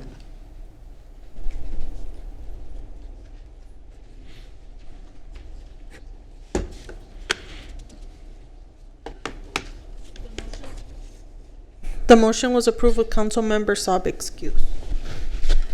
Okay, moving on to item 10. Sean, you pull 10?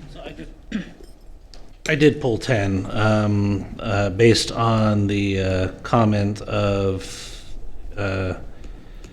some of our audience members. So if, I guess the way to start this off, if we can just get a background on why we're doing this. It's a piece of equipment that we've been missing for years that we could dutifully use in the event we need to perform any type of a rescue event or have any type of an armed suspect where we would be able to put our officers into a position of safety. Recently, our officers were engaged in a pursuit where the suspect was shooting at them for a period of time in transit.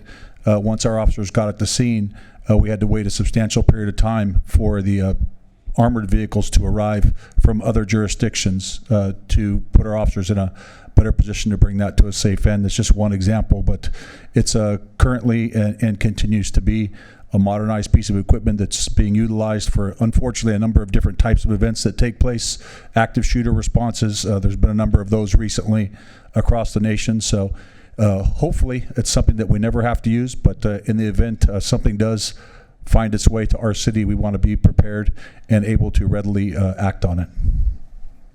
So then, in the situation you mentioned, that was the shooting that happened on Bandini Boulevard, just east of Downey Road in Vernon. In your opinion, then, if we had had that vehicle at our service at the time of that shooting, do you think that things could have? Well, how would it have made it different? Let's in that scenario there, because we all kind of saw the news reports on what happened. In your professional opinion, how would having this vehicle have improved that situation? The situation that I just described would be simply providing a safer area and hopefully a quicker response to bring it to a peaceful resolution. But also in that area in particular, there were a number of members of the public in traffic that were there with the suspect in the vehicle for an extended period of time with the shots being fired by the officers. But it would allow us to respond to situations like that, putting us into a position where we may not need to use continued force via gunfire if we're in a position where we can safely access and address and view the circumstances from a position where officers wouldn't be fearful of getting shot. Currently, our vehicles are equipped with bulletproof panels in the doors, but obviously the glass and the roof and large other portions of the vehicle are still exposed and subject to gunfire, as was demonstrated by this incident with the gunfire that our vehicles took. Thank you very much. I appreciate that. You're welcome. Sean, I also want to bring up another issue with probably a year prior to this with the Kaiser active shooter scenario. I think, and I'm not a cop, but I would tell you that in that environment, having that extra piece of equipment at Kaiser could have got our officers in and out, as well as extract innocent people in and out of the hostile area. So I've been saying this forever. You know, we want to give these guys every ounce of equipment we can that can help them go home at night. Right?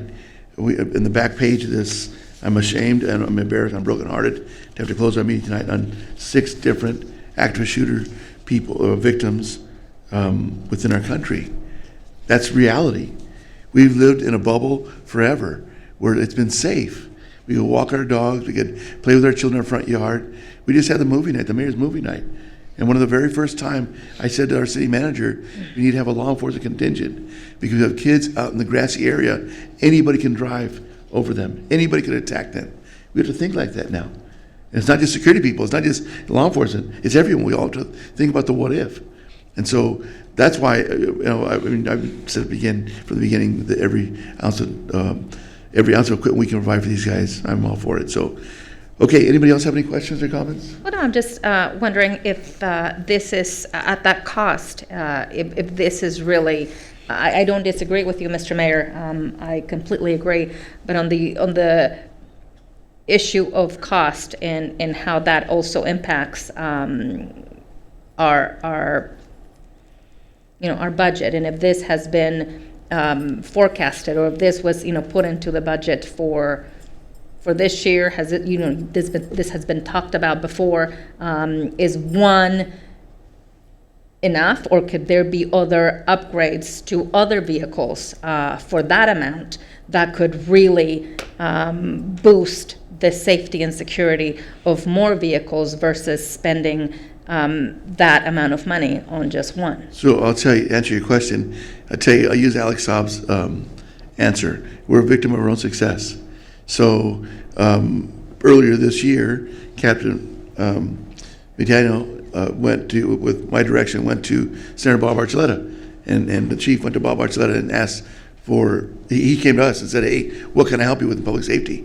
So I told the guys, hey guys, let's go to the state senate, and he wants to help us.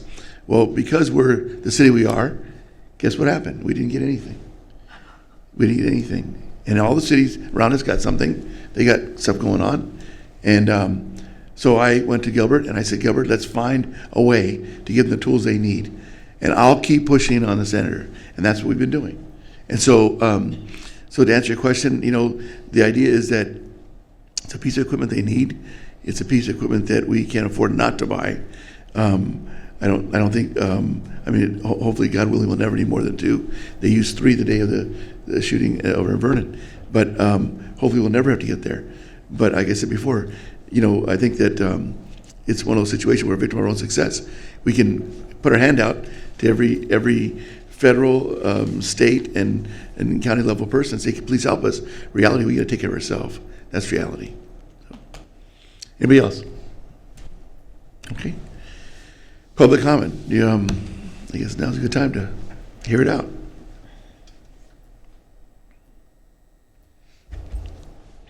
Mr. Lacy, welcome. Thank you, Mr. Mayor, council members and staff, good evening. The chief touched base on one of the comments I had about a little bit more of the background, and I certainly agree with that. The other question I have is that I didn't see a number associated with authorizing the purchase, and I'm asking for what is the number of the cost? We'll get that for you now. So I'm looking at the thing, I missed it, sorry. The actual unit is $279,476.80. Emergency lighting equipment, police radio, computer, and in-car video system equipment purchase, including installation costs, is another $40,366.80, coming to a grand total of $319,843.60. Thank you, I missed that. Sorry to take up your time. No problem. Thank you, sir.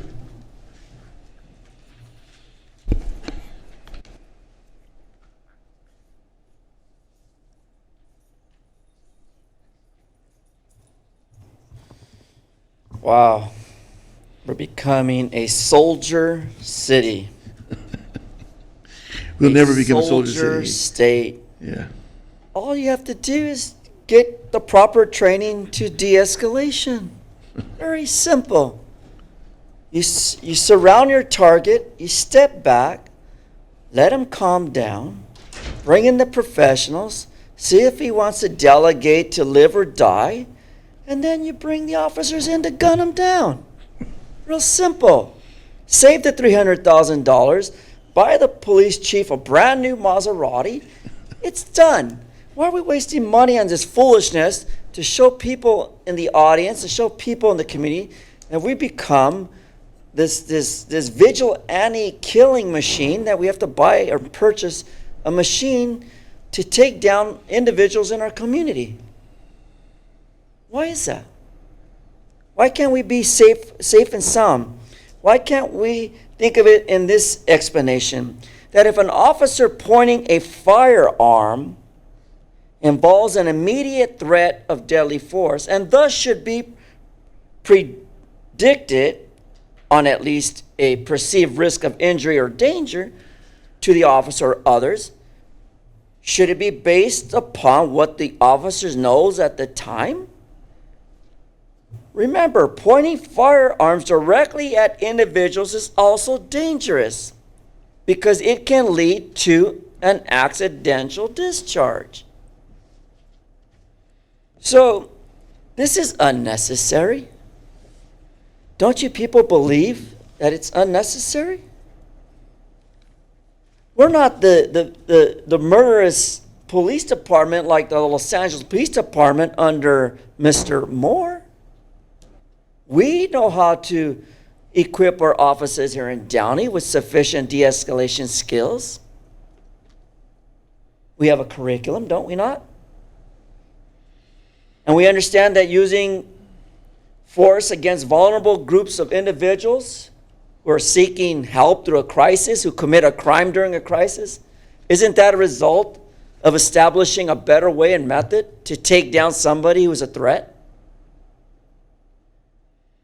I recall someone saying I was a threat from Pasadena, matter of fact. Let me put myself in this scenario. And this individual simply got upset because he said, from what I said, was that I'll take this to your neighborhood and mess with you in your hood. Now, was that a direct threat or indirect threat, or was that simply me ranting about my adventure in Pasadena? So long story short, I end up in the Moss courts over this issue. And I go before a nice judge who felt that there was some decision here to make. Whether to put me under the bus or put me in the bus. And she said no. She said, you know what, I don't see it this way, but you came close to the line. And I said, well, I'm not a defender of my statement, but I think you took it too far, Miss Jennifer H. Copps.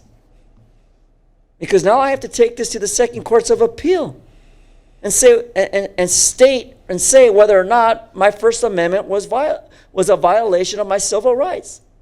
Well, I was at a public meeting. An attorney came up to me, kicked me out of a meeting because he disliked my behavior. And then because I ranted this particular comment towards him, I get into trouble. You see how things can be interpreted? You see how things can be said or believed over hearsay? You know, I've called a lot of people a lot of malicious things, like a viper, because I become upset over the matters of what I understand about local government. And local government has done me a lot of harm and has placed me in this condition that I'm in. A state of mind, a frame of mind, a matter of fact. And I sometimes say to myself, I shouldn't get out of that element. Because yes, then I become a harm or a danger to myself because of what you created in me. So let's take thought about this crisis. And I think we should shelve this motion for the night, and let's weigh in on other public comment, because I'm sure this came up as of tonight, and no one's aware about it. Thank you. Thank you, sir. Anybody else? Okay, Can I get a motion in a second? I'll make a motion to approve this item. I think our police officers need this added protection, especially given the times that we are currently living in. So I'll make that motion. Okay. Second. Okay, please vote.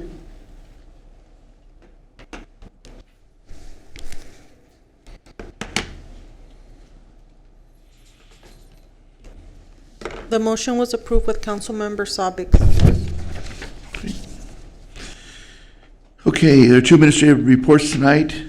Item 26, establish a 2020 United States Census Ad Hoc Subcommittee and appoint 2 members of the City Council to serve on the Ad Hoc Subcommittee as related to the City of Downey's participation in the 2020 United States Census. John, who's doing the Mr. report Mayor, for Saturday? Community Development Director, Mr. Aldo Schindler. Aldo Schindler, the only, one and only, yes, sir. Thank you, Assistant City Manager. Good evening, Mayor and Council members. At our last meeting, our Mayor Pro Tem suggested that we create a Census Ad Hoc Subcommittee, and I wanted to let Council know that over the last couple of years, specifically over the last few months, we've been working in depth with Census staff. Primarily, our activity has been on the technical side, and that's providing address corrections and collections. You can imagine over a 10-year cycle, cities change. We've had quite a bit of housing that's been built, so those addresses and streets that have been installed need to be communicated to the census. Something as simple as changing Clark Avenue to Columbia Way triggered a domino effect in terms of how those address ranges fell in and didn't get communicated to either the county or the federal offices. And so city staff have spent quite a bit of time inventorying all of those different characteristics to help the census better be able to assess and count our community. We look forward to working with the Council Ad Hoc Subcommittee to see what we can do in the future to help communicate the census activities as they come upon us in the next calendar year. Okay. So with that, if you don't mind, I'd like to go ahead and nominate Mayor Pro Tem Blanc Pacheco and Councilmember Claudia Fermetta to serve on the Ad Hoc Committee. Ladies? Yes. You guys both good with that? Okay, I'll second that. All right, do we have any members of, let's see, public comment? I'll now open this up. Item for public comment. Is there anyone present who wishes to speak regarding this matter? Anyone? There you go. Yeah.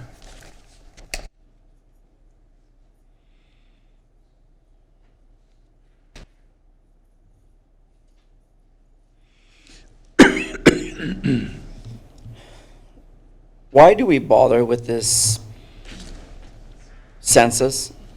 Can anyone explain that?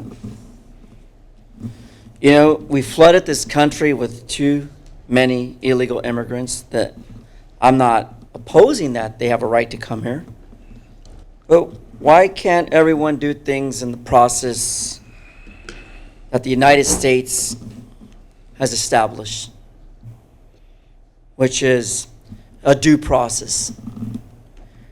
Why can't people come into this country and be counted?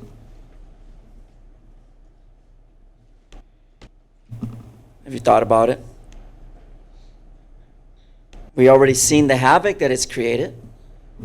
People blaming the President of the United States for treason against people seeking asylum. What about our homeless population of Americans, veterans, and citizens who are a part of this census? And they don't have the same entitlements, but yet we want to count them in, right? I would be embarrassed to count myself in, because we shouldn't discriminate against our people, residents of the United States. And yes, it's a shame that other countries have taken advantage and exploited their population of citizens, and now they wish to come and have a better life here. A better life than most Americans, our children have lost those entitlements to. Our children can't afford a home no more. They have to live and move in with mommy and daddy. And they have trouble voting. It's because they can't read or write.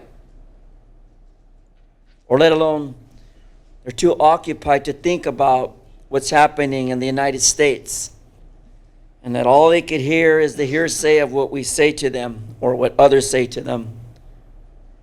And then they become the treason of our president of the United States that we all voted on. See, when you mention Donald Trump, right away people say, oh, he's here to take your rights away. Well, maybe Congress is taking all our rights away. I know Mr. Bob Archuleta doesn't care about Americans. I've been to his imperial office. I asked him, hey, you're going to do a census, right? You're a part of that, right? He goes, yeah. I said, so why are you kicking veterans out of their vehicles in the state of California? Why are you assisting on that? Section 53.03, which was recently amended.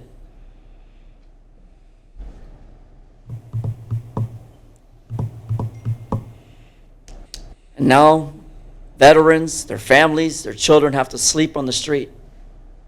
Not in the safety of their vehicle.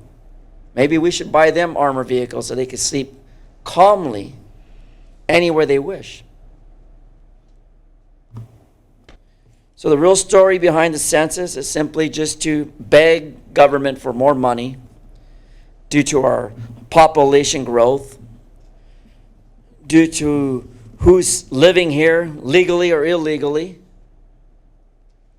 And as an illegal immigrant, yeah, I would be afraid to say to count me on the census, because local government will retaliate. Not big government. Big government just wants to know who to write the check to and how to get the money working in your local government. That's why Ben Carson held back from the city of Los Angeles with all that money. $80 million. To find out that the city spent $600 million on homeless people. And now those homeless people can't sleep in their vehicle. And yet you want to count them in on a census. What a disgrace. America is becoming disgraceful, putting veterans and their families out of their cars into the street. And not one of you speak up to assist in that action. So when you vote or you think you're voting, believe me, you're making no change. As long as we have Democrats and Republicans that can't build a wall, make this country safe, or do something to initiate due process, then action will never happen. Thank you. Okay, so Sean, you made the motion, and I'll second it, to establish a 2020 census ad hoc subcommittee to appoint Mayor Pro Tem Blanca Pacheco and Councilmember Claudia Frometa to serve on this committee. Correct? Please vote.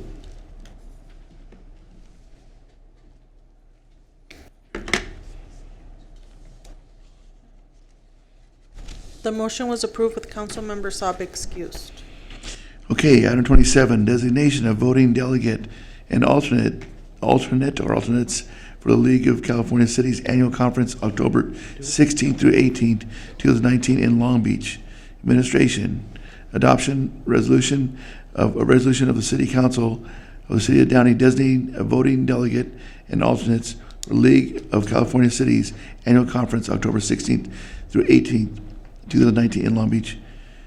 Assistant City Manager Scooby, who's giving this report for item 27. Yes, Mr. Mayor, Assistant to the City Manager, Ms. Vania de Rojas, who recently has been absolutely on fire, will present the item to you. All right, Bonnie, let's do it.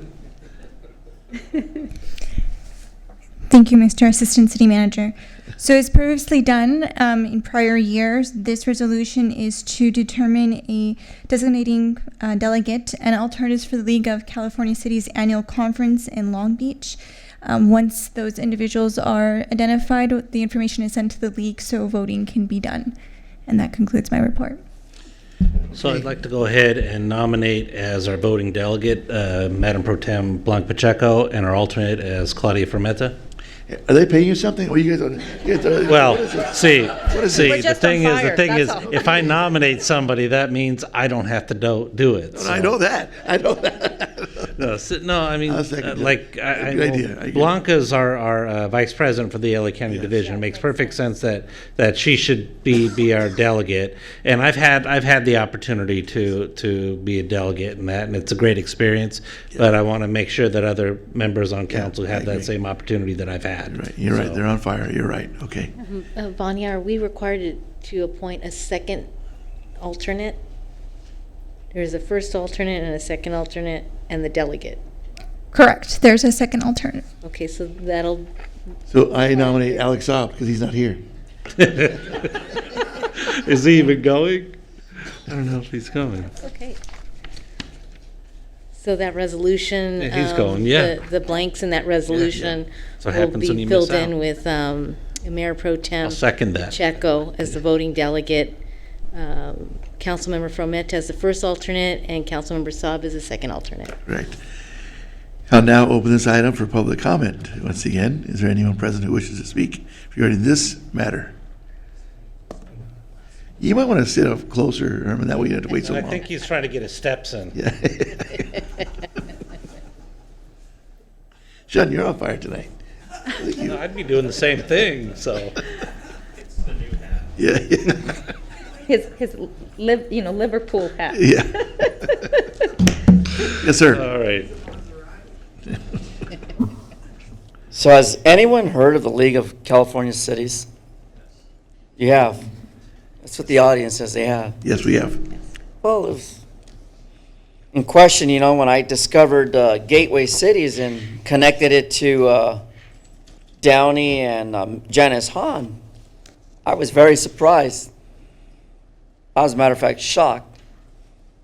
Because Gateway Cities was building our small city of Downey without us, without our input. Now we have the League of California Cities determining what's important for us in the state of California. That's my assumption to this matter. There wasn't really a lot of information in the manual behind me, in the black books, that many of you who are constituents, stakeholders in Downey could easily pick up and just take a skim through. There was no assertion to what's going to happen with the League of California Cities. But I'm going to come out with an imaginary prophecy about this. You see, the League of California, to my understanding, is just another democratic way of saying that we're going to do nothing for California. And this big league of California attorneys and little people like Ms. Pacheco there, who's going to be sitting in on this information, are going to delegate on our behalf regarding voting. Vote for Maxine Waters, vote for Dianne Feinstein, vote for Janice Hahn. But see, going to Janice Hahn, I wouldn't vote for Janice Hahn at this point. Because Janice Hahn has been an interesting character when it comes to the First Amendment down there at the Board of Supervisors. She finds things that the public say offensive. How long has she been in local government? She couldn't hang in Washington. That's why she stepped down to the little things in life. And now she's finding trouble in her house.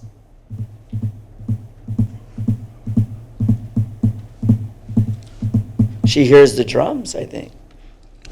See, people are catching on like, wow, I never knew you could address this Board of Supervisors like this. I never knew you could talk about how to vote and how voting can change things for the population of people who are not receiving things.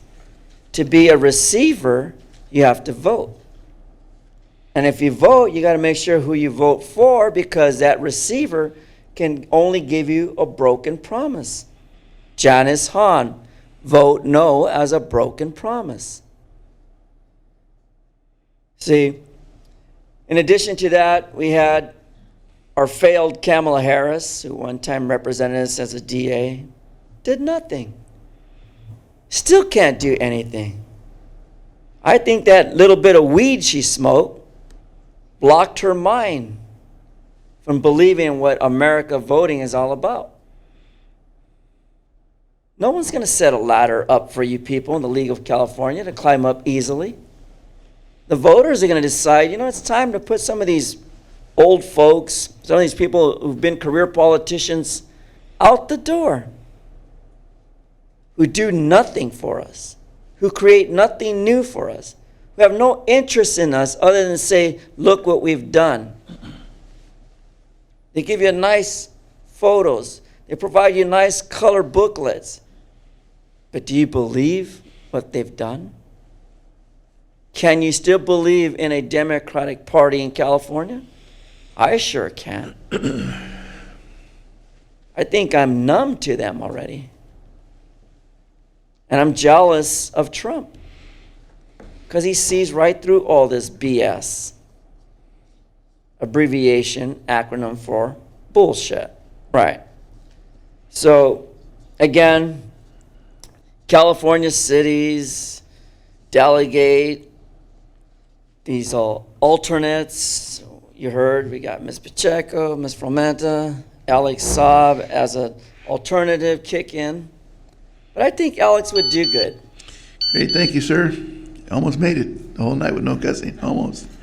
Okay, so Sean, you got a motion, and I'll second it to adopt resolution designating Blanca as a voting delegate, Councilmember Claudia Frometa as the first alternate, and Councilmember Alex Saab as the second alternate for the League of California Cities Annual Conference in October. Please vote.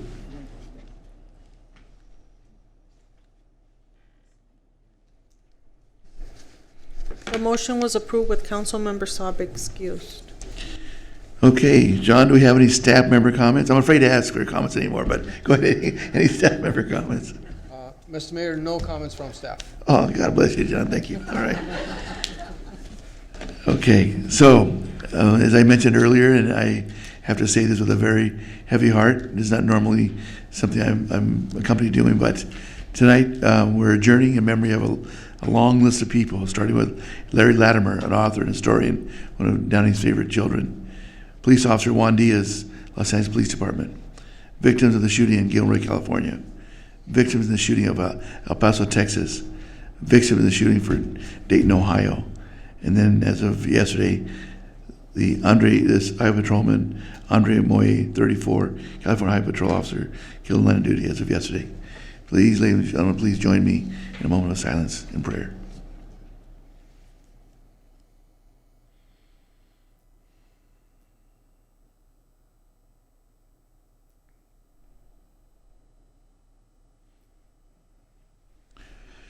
Meeting adjourned.